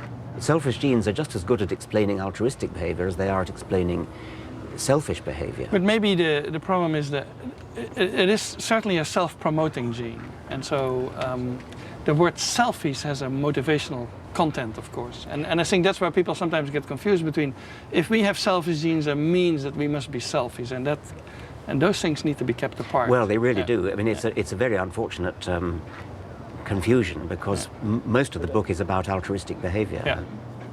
You know that in political ideology it has also been used. So, for example, what we call social Darwinism, which is very prominent in this country, in the US, is a sort of ideological streak which says, well, animals are not nice to each other, we humans should not be nice to each other. There's no reason, for example, to help the poor, because the poor need to help themselves, and if they cannot do that, then they perish, and that's fine too. I hate social Darwinism too, but that doesn't mean we should romanticize nature or not face facts when it comes to the genetic roots of altruism. I think altruism has been favored by kin selection in small groups in nature, but when it comes to humans, something special is going on. We've gone beyond kin selection. Our world now has been scaled up. We live amongst large, anonymous populations of strangers, not kin who share our genes, and not people who we might expect to return favors. And yet we still have a lust to be nice. The rule that's built into your brain says, be nice to everyone you meet. And that works in nature, because everyone you meet is going to be part of the small group. Similarly, everyone you meet is actually probably going to be a cousin. So when I see another human being in distress, weeping or something like that, I have an almost uncontrollable urge to go and console, to maybe, put my arm around them. What's the matter? How can I help? Please let me help you. And that's a strong inner urge, which as a Darwinian, I believe has ancestral roots in a past when I lived in small groups like this, small bands, in which I was likely to be surrounded by kin or surrounded by individuals who could reciprocate. I no longer am. This person who is weeping is a complete stranger to me. They will never reciprocate, and yet the lust is still there. I can't help it.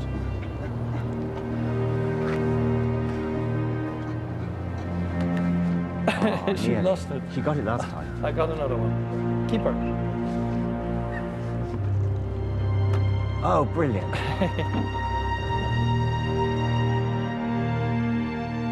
Why are humans often so good to complete strangers? Could it be because our selfish genes are in some sense, a blessed sense, misfiring? Compare it to sexual desire. The lust to copulate, even though we deliberately use contraception to thwart its evolutionary purpose, is still there because of hard wiring from the genes. Similarly, we have a lust to be nice, even to total strangers, because niceness has been hardwired into us from the time when we used to live in small groups of close kin and close acquaintances with whom it would pay to reciprocate favors. This, for me, is the antidote to the darkness some have seen in our Darwinian heritage. And it goes further. The joy of being conscious human beings is that we rise above our origins. Our misfiring selfish genes mean we don't ape the nastiness of nature, but extract ourselves from it and live by our values.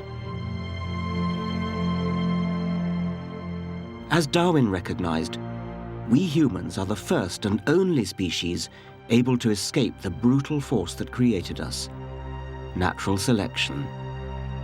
We civilized men do our utmost to check the process of elimination. We build asylums for the imbecile, the maimed and the sick. We institute poor laws, and our medical men exert their utmost skill to save the life of every one to the last moment.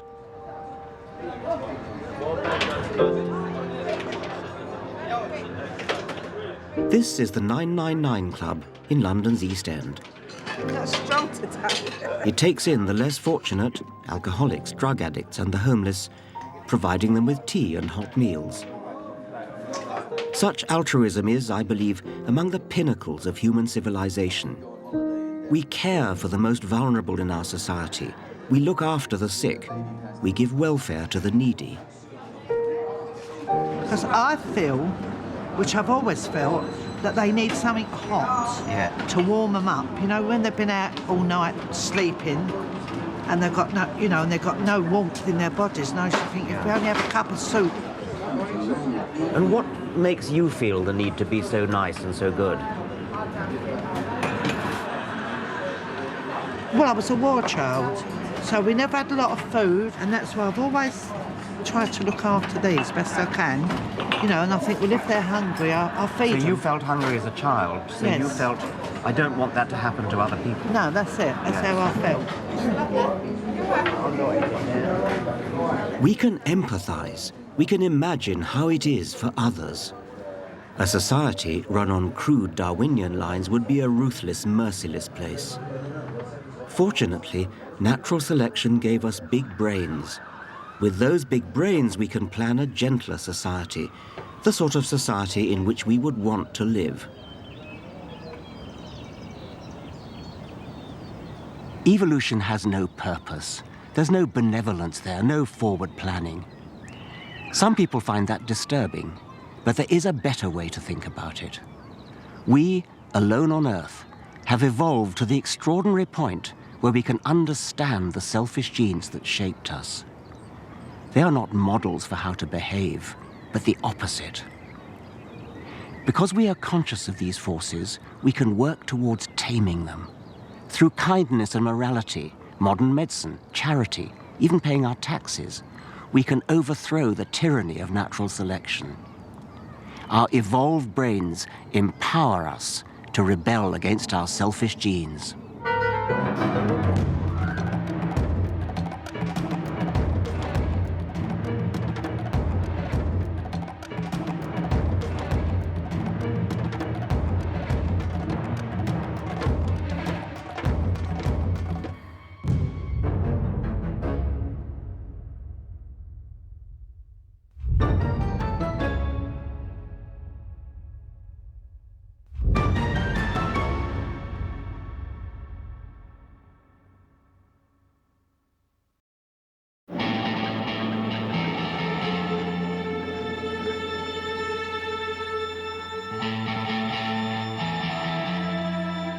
Charles Darwin turned our world upside down. His theory of evolution by natural selection is one of the most profound and far-reaching ideas in human history. It's also, alas, one of the most controversial. Science now has the evidence that proves evolution is true.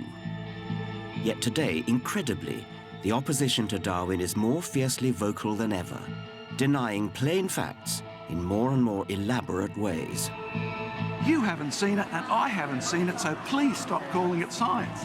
If we have gone from slime to human beings, there should be an overwhelming amount of evidence. You are a teacher of science, and you think that the Earth is less than 10,000 years old. Yes, I do. In this program, the increasingly aggressive backlash. Right now, your destiny is all up, atheist. The battles that I think really matter. We can't get into the business of knocking down kids' religions and the religions of families. Why not, actually? Why not? Because and how the first man to understand evolution himself wrestled with religious faith. For Darwin, the problem was close to home. His beloved wife was a devout Christian. Today we have public battles as we confront the ranks of religious fundamentalists eager to attack Darwin's great legacy, which they just don't understand.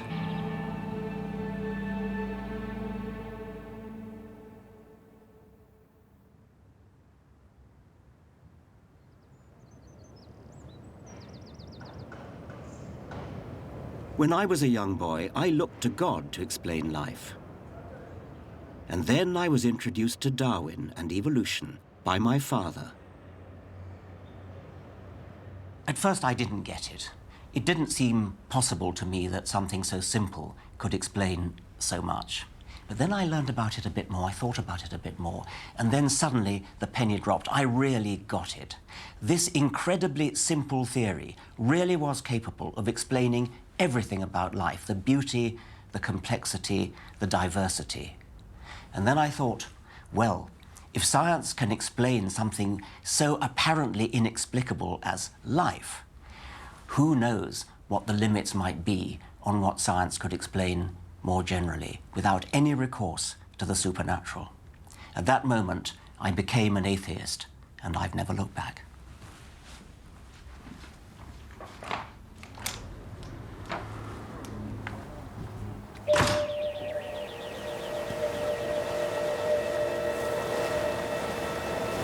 Charles Darwin, too, changed his mind about this biggest of questions. As a young man, during his voyage on the Beagle, Darwin still believed that God had created the world and everything in it. But then he came across more and more evidence that showed that life must have evolved. Fossil ancestors, patterns of anatomical resemblance, startling similarities in embryos, and the power of domestic breeding all showed that life forms had changed over time. Darwin believed there was an entirely natural explanation. All animals vary, and in the competition of nature, some variations are more successful and more likely to reproduce than others, passing their variation on.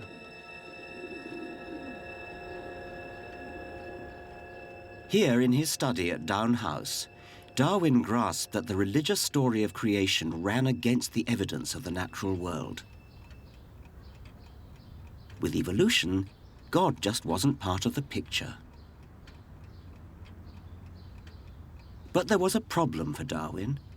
His wife Emma was religious, and the trouble began soon after they got married in 1839. Emma wrote him a letter describing her deep faith.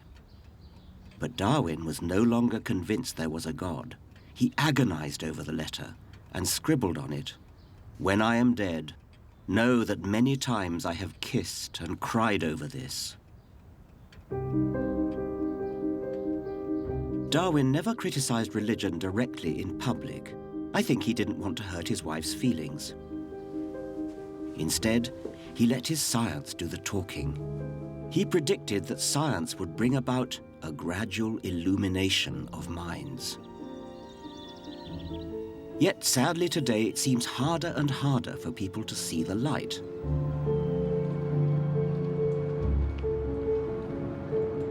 Here, in the 21st century, people are retreating from reason, trying to turn back the clock to a world before Darwin.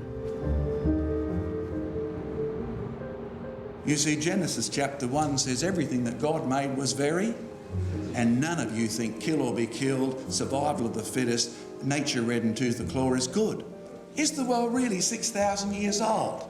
Do you realise up till Noah's day, people lived to be nearly 1,000? You don't die because you get old, you die because you're a sinner. Up till Noah's day, there's no record of rain. The Australian John Mackay is a celebrity among evangelical Christians. He's a creationist.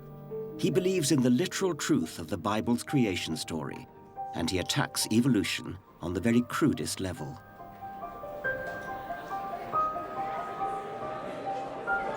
So I didn't grow up brainwashed with this. It's the result of finishing my university course, listening to students say, if evolution is true, why can't we see it happening? Third-year genetics question to the professor.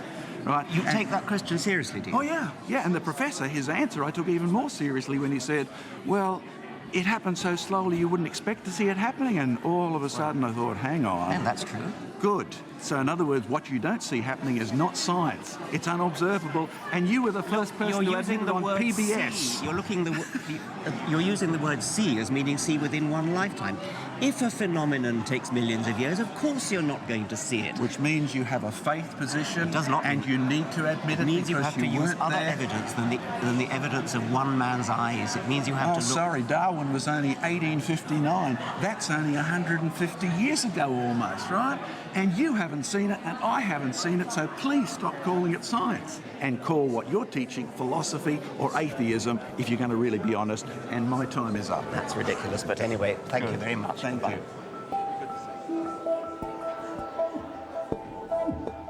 The refusal to believe in anything you can't see yourself is absurd. Think about it. I never saw Napoleon with my own eyes, but that doesn't mean Napoleon didn't exist. John Mackay can't see a cell or an atom or weather systems on the other side of the world. Does that mean they don't exist? Darwin didn't just trust his own eyes. He checked his theory against evidence gathered through extensive correspondence with naturalists across the world. Mackay, it seems to me, misunderstands science at a deep level. Science is precisely not limited by what we can see with our own eyes in one lifetime. The whole wonderful endeavor of science is to investigate phenomena beyond human experience, from far-off galaxies to microscopic bacteria.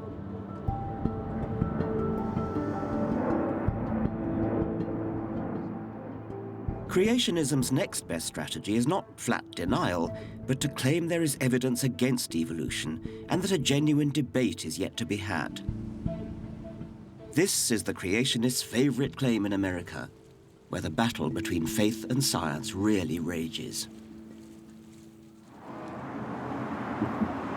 Charles Darwin's struggle with religion was private. Today, the battle has become public. In my lifetime, opposition to evolution has grown, particularly in the United States.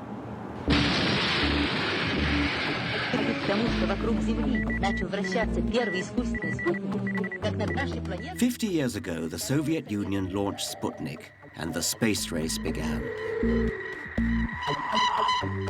In response, the Americans made science priority number one. The government poured money into science education.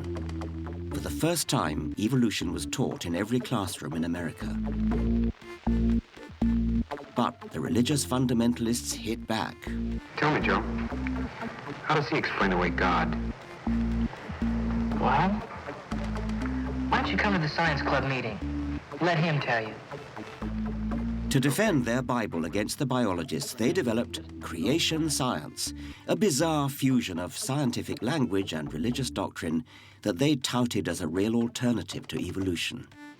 Our eyes are amazing little instruments. But you know, they're only one part of the wondrous body that God has given us.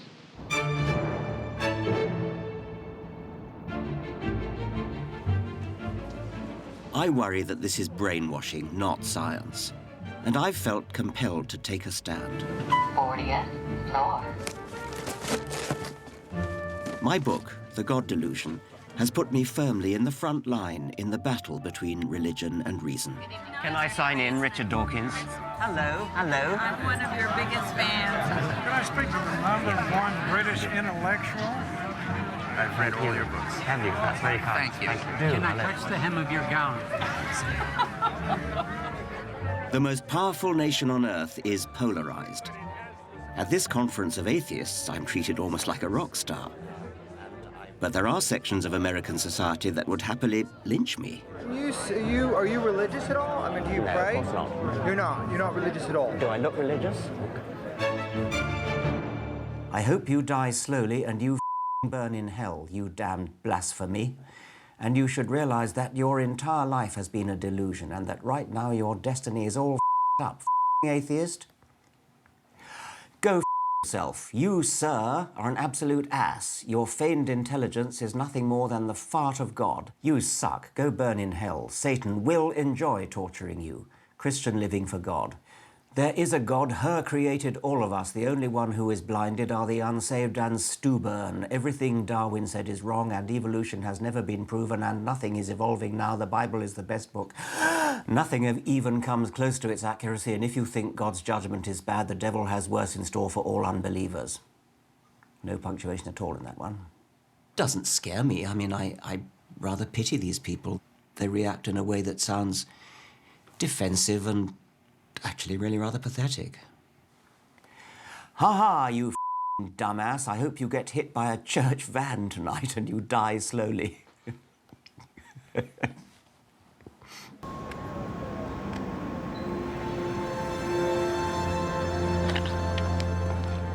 But there's also an entirely different kind of opposition, slick in style and with a more polished line of attack. Wendy Wright is president of Concerned Women for America. Wendy Wright. Yeah. She represents 500,000 evangelical women concerned about issues ranging from lesbians on TV to poor old Darwin. Hello, I'm here to see Wendy Wright. Okay, great. I'll take you right in. Thank you very much. I worry that her organization would condemn American children to ignorance by attacking sound scientific evidence. Why is it so important to you that people not believe in a creator?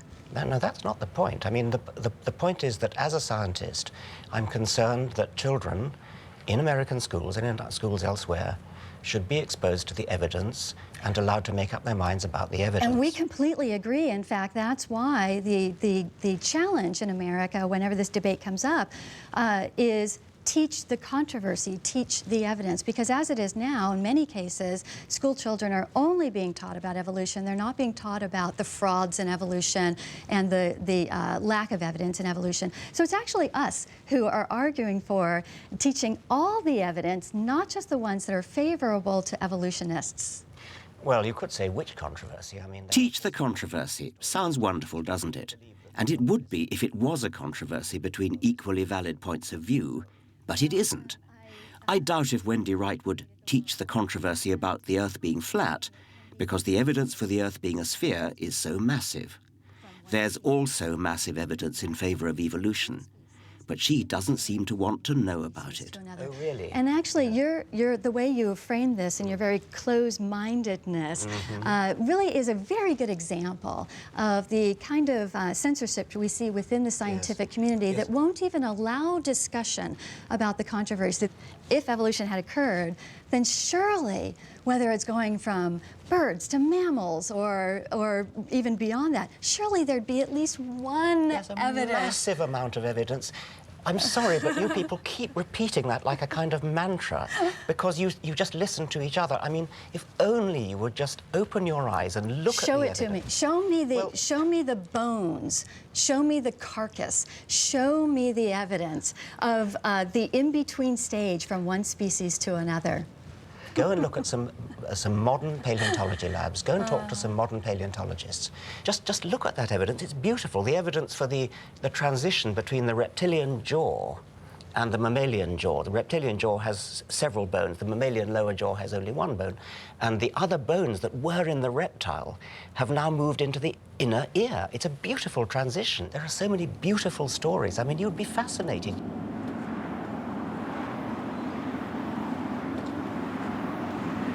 So, is there evidence for evolution or isn't there? Let me show you.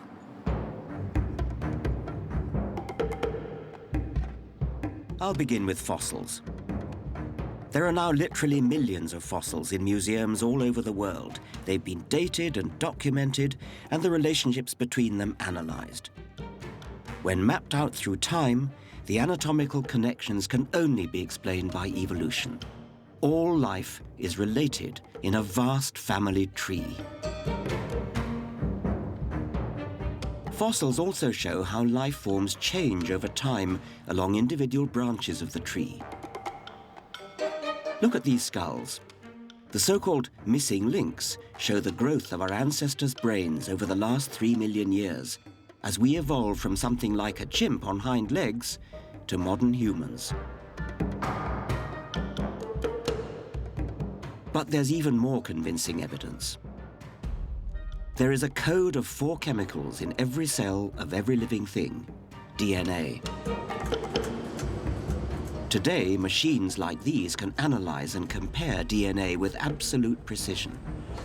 So Darwin's theory can be tested. Is it true? Yes. The results match the fossils. DNA links all life through the code, and the more closely related 2 species are physically, the more similar their code.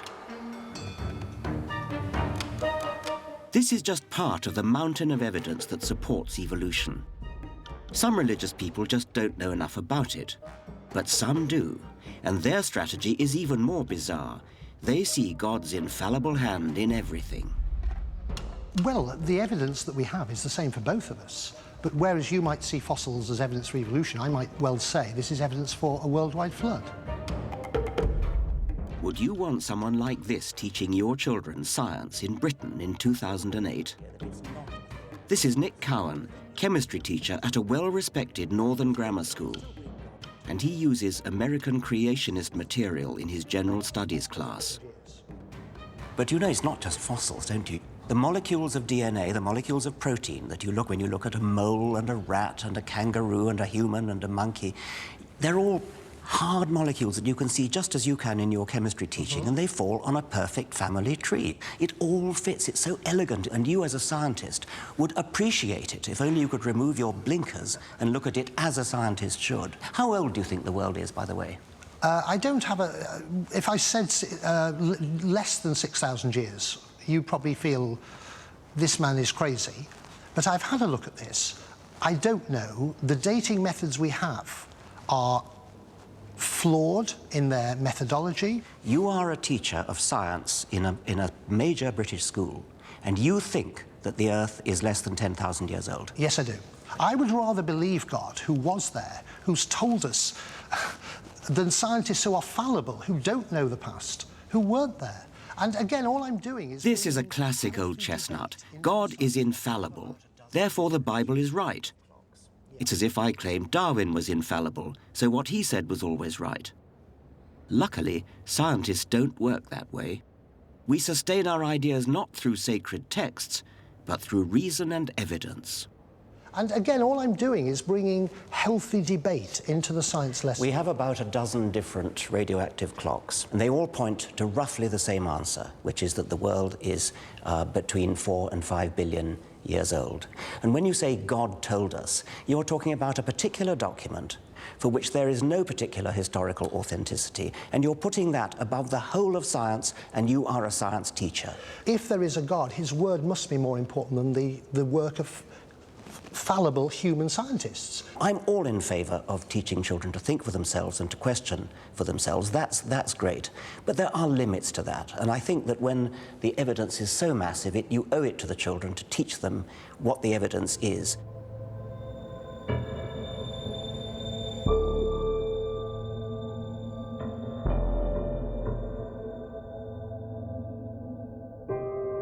What creationists like Nick Cowan claim is God's perfect creation is in fact the result of evolution's arms race.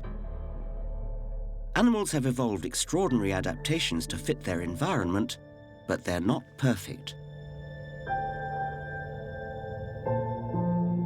Designers can go back to the drawing board. Evolution is condemned to modify what's already there. So nature is full of compromises and imperfections. Creationists also ask how something so apparently perfect as the eye just sprang into existence. Well, it didn't. The basic chemistry that makes up a light-sensitive cell is shared right across the animal kingdom, and natural selection has seized on this time and time again. Science has uncovered species at every stage in the evolution of the eye. It is a cumulative process, and each step of the way is more useful than the one before. The eye has evolved independently at least 40 different times around the animal kingdom, and it has evolved gradually, improvement on improvement. And yet... No sensible person would have ever left the body the way it is.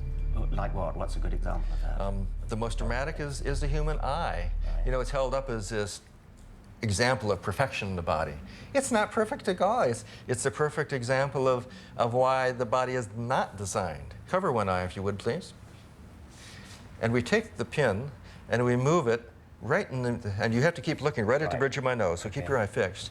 And now we're going to move it just out a little bit, about 15 degrees, and right about there. Yeah, it's gone. It's gone. Yeah. You can't see it? No. Now can you see it? Yes. Now can you see it? Yes. Now can you see it? No.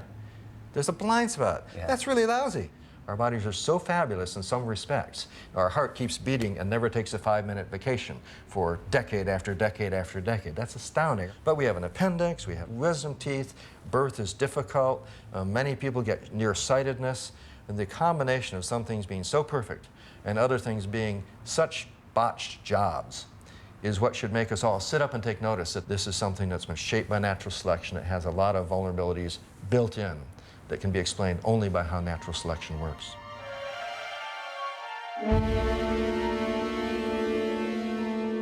So our botched, compromised bodies are themselves evidence of evolution.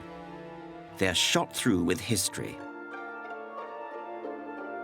Evolution is a fact. It's documented by science to the same degree Napoleon is by history. Some things are just true. They're not a matter of choice or opinion. But you'd never guess that in the place where this matters more than anywhere, in our schools, where the teaching of evolution has become a hugely sensitive issue for science teachers. This is multicultural Britain, and one of its fault lines runs straight through our children's classrooms. How do we reconcile scientific truth with the deeply held convictions that bind religious communities? Charles Darwin was the first person to grasp the extraordinary idea that life on Earth had evolved without the intervention of any god. And I've always been intrigued by how he himself wrestled with what that meant for religion.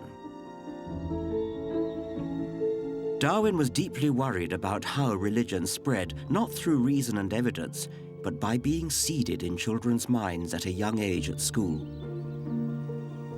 He wrote that it would become as difficult for them to throw off their belief in God as for a monkey to throw off its instinctive fear and hatred of a snake.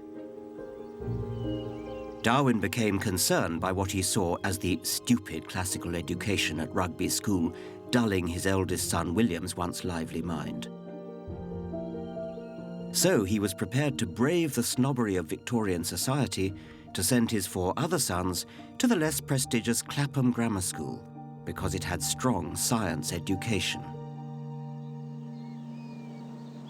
150 years later, Darwin would find reason to be equally anxious about what his children were being taught at school. The compromised values of multicultural Britain mean that teachers hesitate to offend the religious beliefs of their pupils, even when these directly contradict scientific fact.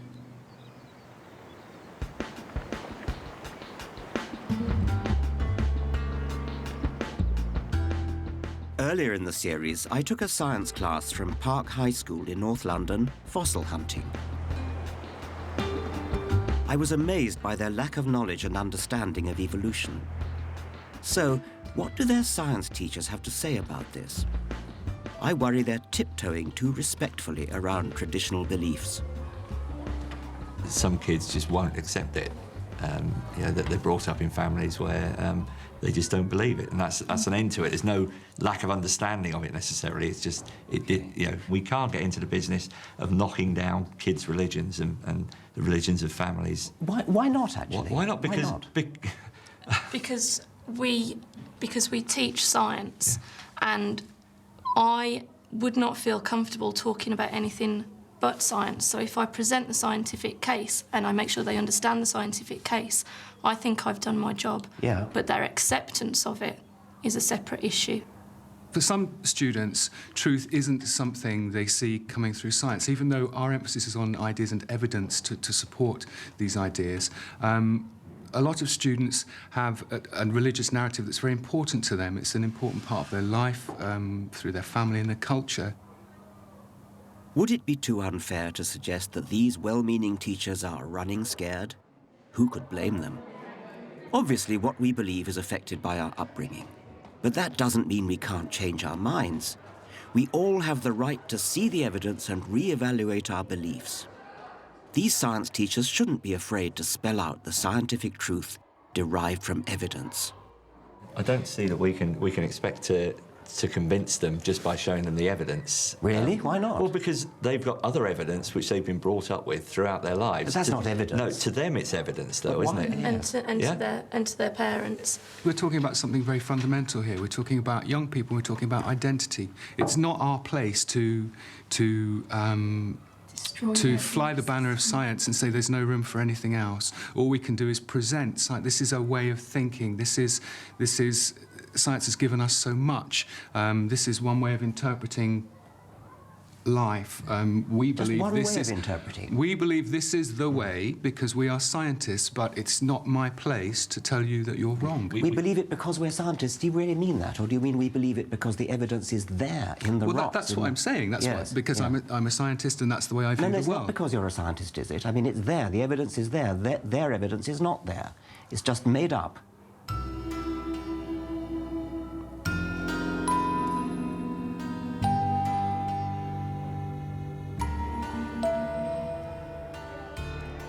You don't believe that the Earth is round only if you're an astronaut. You don't believe Napoleon existed only if you're a historian. You believe these things because they're facts proved by evidence. Evolution is also a demonstrated fact. The truth really is out there. It's not a matter of opinion. Relativism, the quaint notion that there are many truths, all equally deserving of respect, even if they contradict each other, is rife today. It sounds like a respectful gesture towards multiculturalism. Actually, it's a pretentious cop-out. There really is something special about scientific evidence. Science works, planes fly, magic carpets and broomsticks don't. Gravity is not a version of the truth, it is the truth. Anybody who doubts it is invited to jump out of a 10th floor window. Evolution, too, is reality. You don't decide whether to believe it or not believe it on the basis of whim or culture. The evidence supports it. Evolution is the plain truth.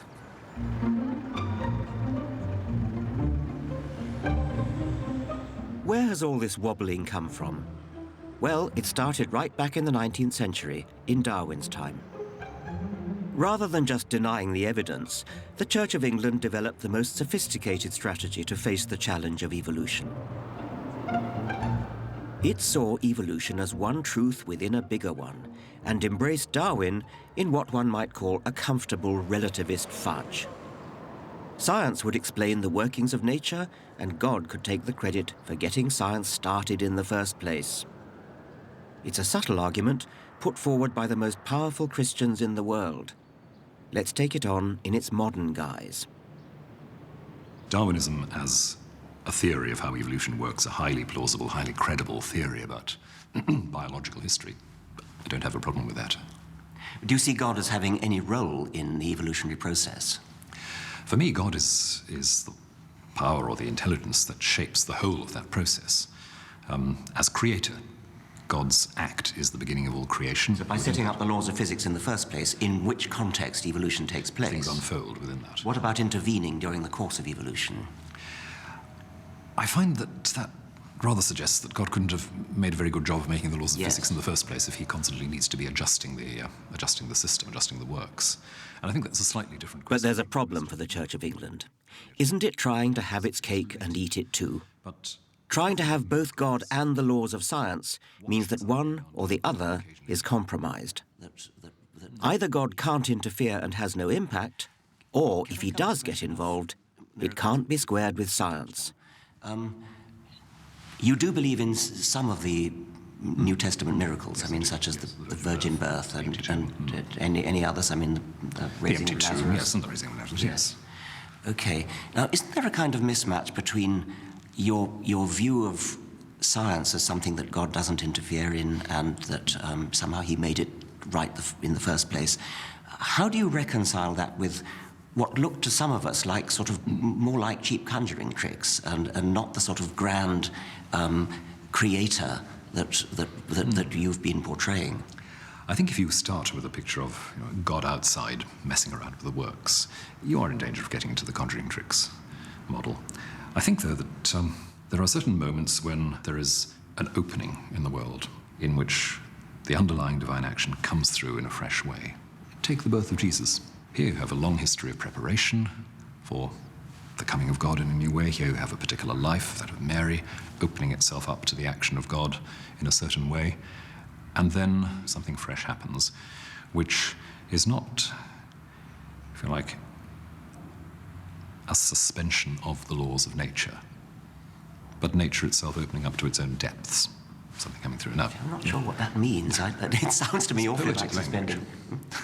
Poetic language, It's poetic language. And I realise that there are ways of talking about that which do simply sound like interrupting things. I mean, I, of course, love poetic language, but there does come a time when you worry that people are going to misunderstand it as...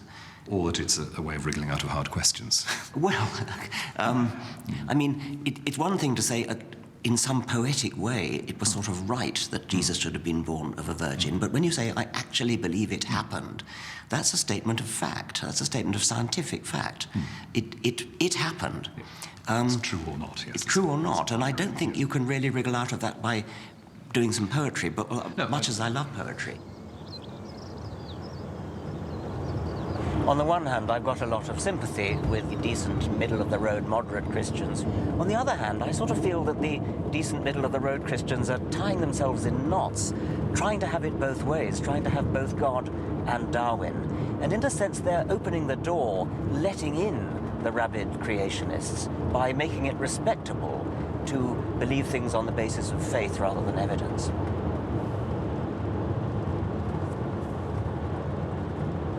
So, deny, attack, absorb. Now we've gone through the range of strategies by which religion tries to deal with Darwin. I think they all flounder, but even I can see why religion puts up this resistance. I get letters from readers who have understood the truth of evolution, but somehow wish they hadn't. Darwinism can be unsettling, even frightening. Darwin himself was shocked by what he called the low and horridly cruel behavior he observed in nature, and yet it was integral to natural selection. In the teeth of life's hardships, Darwin was determined to live authentically. He hadn't just observed suffering as a scientist, he experienced it himself in his own life. Darwin had always had a particularly strong bond with his eldest daughter, Annie. He was charmed by her make-believe worlds and her neat little scrapbooks, while she liked to smooth his hair and pat his clothes into shape. But at just 10 years old, she suffered a painful, lingering death following a bout of scarlet fever. Darwin was devastated. We have lost the joy of the household and the solace of our old age. His devout wife, Emma, told the other children that Annie had gone to heaven. For Emma, suffering helped to exalt our minds and to look forward with hope to a future state. Darwin, by contrast, could find no meaning or religious consolation as he faced the desperation of bereavement. After the initial period of mourning, he and Emma scarcely spoke of Annie, but they never forgot her. Religion became a source of tension between them.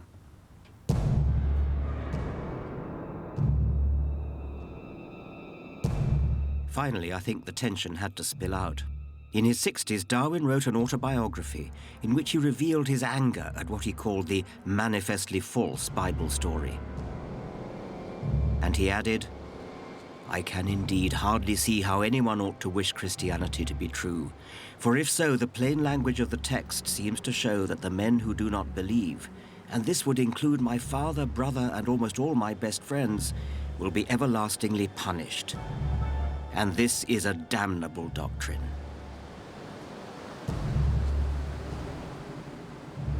Though his autobiography was written for his family, Darwin must have known it would be published after his death.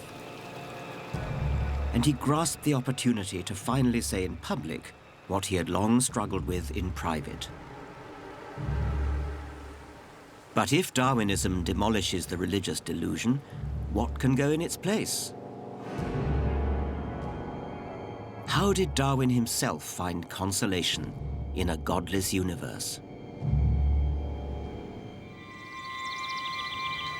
Religious people attack Darwin for, in their view, draining some of the wonder out of our world, for the bleakness of his vision of nature. The playwright George Bernard Shaw really hated Darwinism. He said, "When its whole significance dawns on you, your heart sinks into a heap of sand within you. There is a hideous fatalism about it, a ghastly and damnable reduction of beauty and intelligence, of strength and purpose, of honor and aspiration." There's no doubt that people do find a Darwinian view of life bleak and unsympathetic, but it's still true, and we can't get away from that. And further, in any case, there is a sort of happiness, there's a sort of bliss in understanding the elegance with which the world's put together. And Darwinian natural selection is a supremely elegant idea. It really does make everything fall into place and make sense. And I find great consolation, great happiness in that level of understanding.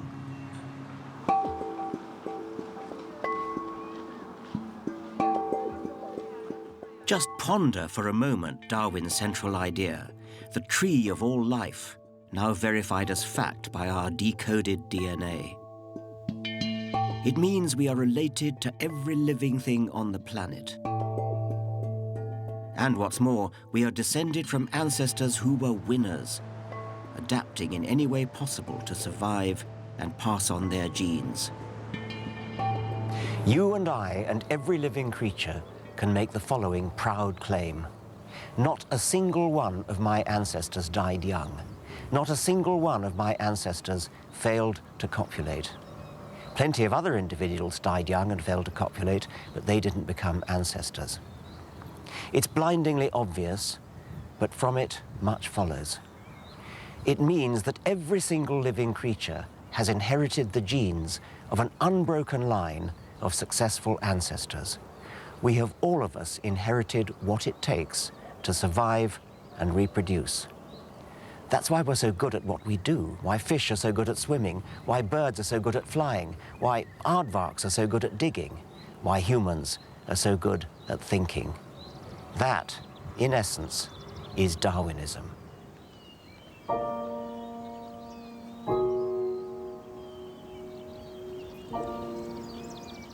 Darwin had to bury 2 more of his children in his lifetime. Another daughter and a son died in early infancy. In memory of Mary Eleanor and Charles Waring, children of Charles Darwin. Darwin confronted grief in his own way. He found solace, I think, in the very earth in which he had to bury his children. For his last book, he turned to earthworms. Darwin was fascinated by how little by little, over huge lengths of time, their slow turning of the soil churned the whole surface of the earth. Nature's ploughs had their own extraordinary underground economy, a damp, dark, life and death struggle, to which we humans were totally oblivious. I doubt, Darwin wrote, whether there are many other animals which have played so important a part in the history of the world.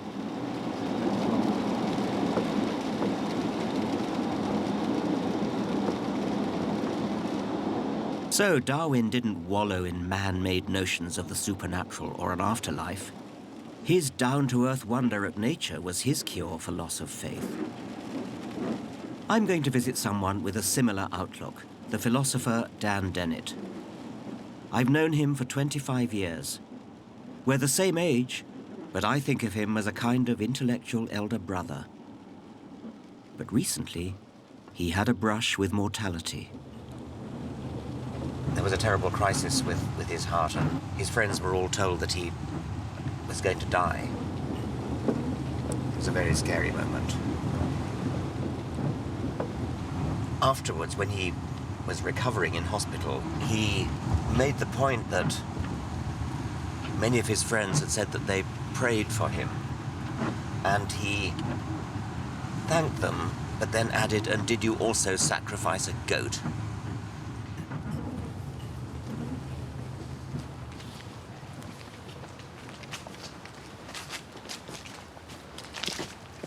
Dan has no shred of faith in God or eternity. Does he think his Darwinism would deny people comfort? I think it only undermines a crutch that they don't need, and that's the crutch of an absolute immortal soul. That's an idea that a lot of people think is very important. And what it does, of course, is it replaces it with the idea of a material, mortal soul. Yeah, we have souls, but they're made of neurons. And the little neurons individually are just blind little bio-robots. They don't know, they don't care, they're just doing their jobs. The amazing thing is that if you put enough of them together in the right sort of teams, you have basically a soul. You have the control system and the memory of a being that can be held responsible, that can hold himself or herself responsible, that can look into the future. And when people say, well, where do you get your consolation from? I sort of feel, well, how much more do you want? What? Indeed. What could be more wonderful than being part of this amazing living tapestry of growth and exploration and innovation, all happening in not a million, not a billion, but in 1 trillion places at once. Just to look just at our planet, the exuberance of the life processes going on around us and all of the creativity that is there is just stunning. It's great to wake up in the morning and realize that you're a part of this. And not only are we a part of it, but we can reflect on the fact that our ability to realize that, our ability to understand it and to exult in it, is itself the product of the same process. Our brains that are so capable of appreciating this have been produced by the very same process that we are now appreciating. Sometimes I like to say the planet has grown a nervous system, and it's us.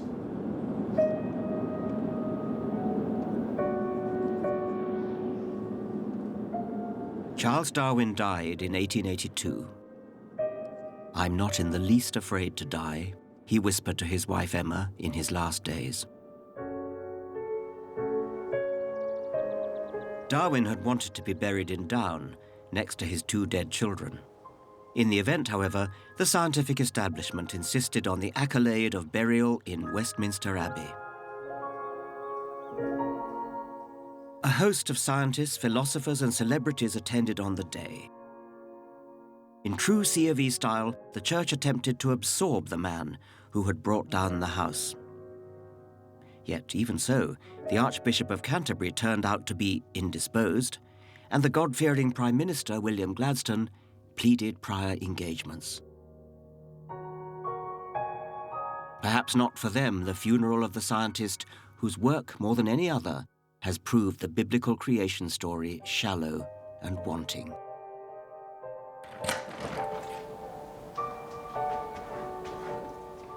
I revere Charles Darwin. He made sense of life. The world is amazing, even more amazing than Darwin knew. And the more we discover, the more petty our little private beliefs seem. Does Darwinism leave a gaping hole where religion once was? No, rather it opens our minds to a world of majesty, the real magic all around us. Not based on uncertain faith, but sound science. In this handful of soil, there are about 25 billion bacteria. That's 4 times the entire human population of the planet. We humans and the animals we can actually see are a tiny fraction of life on Earth. In the perspective of the universe, the vastness of the universe and of geological time, we are insignificant. Some people find that thought disturbing, even frightening. Like Darwin, I find the reality thrilling.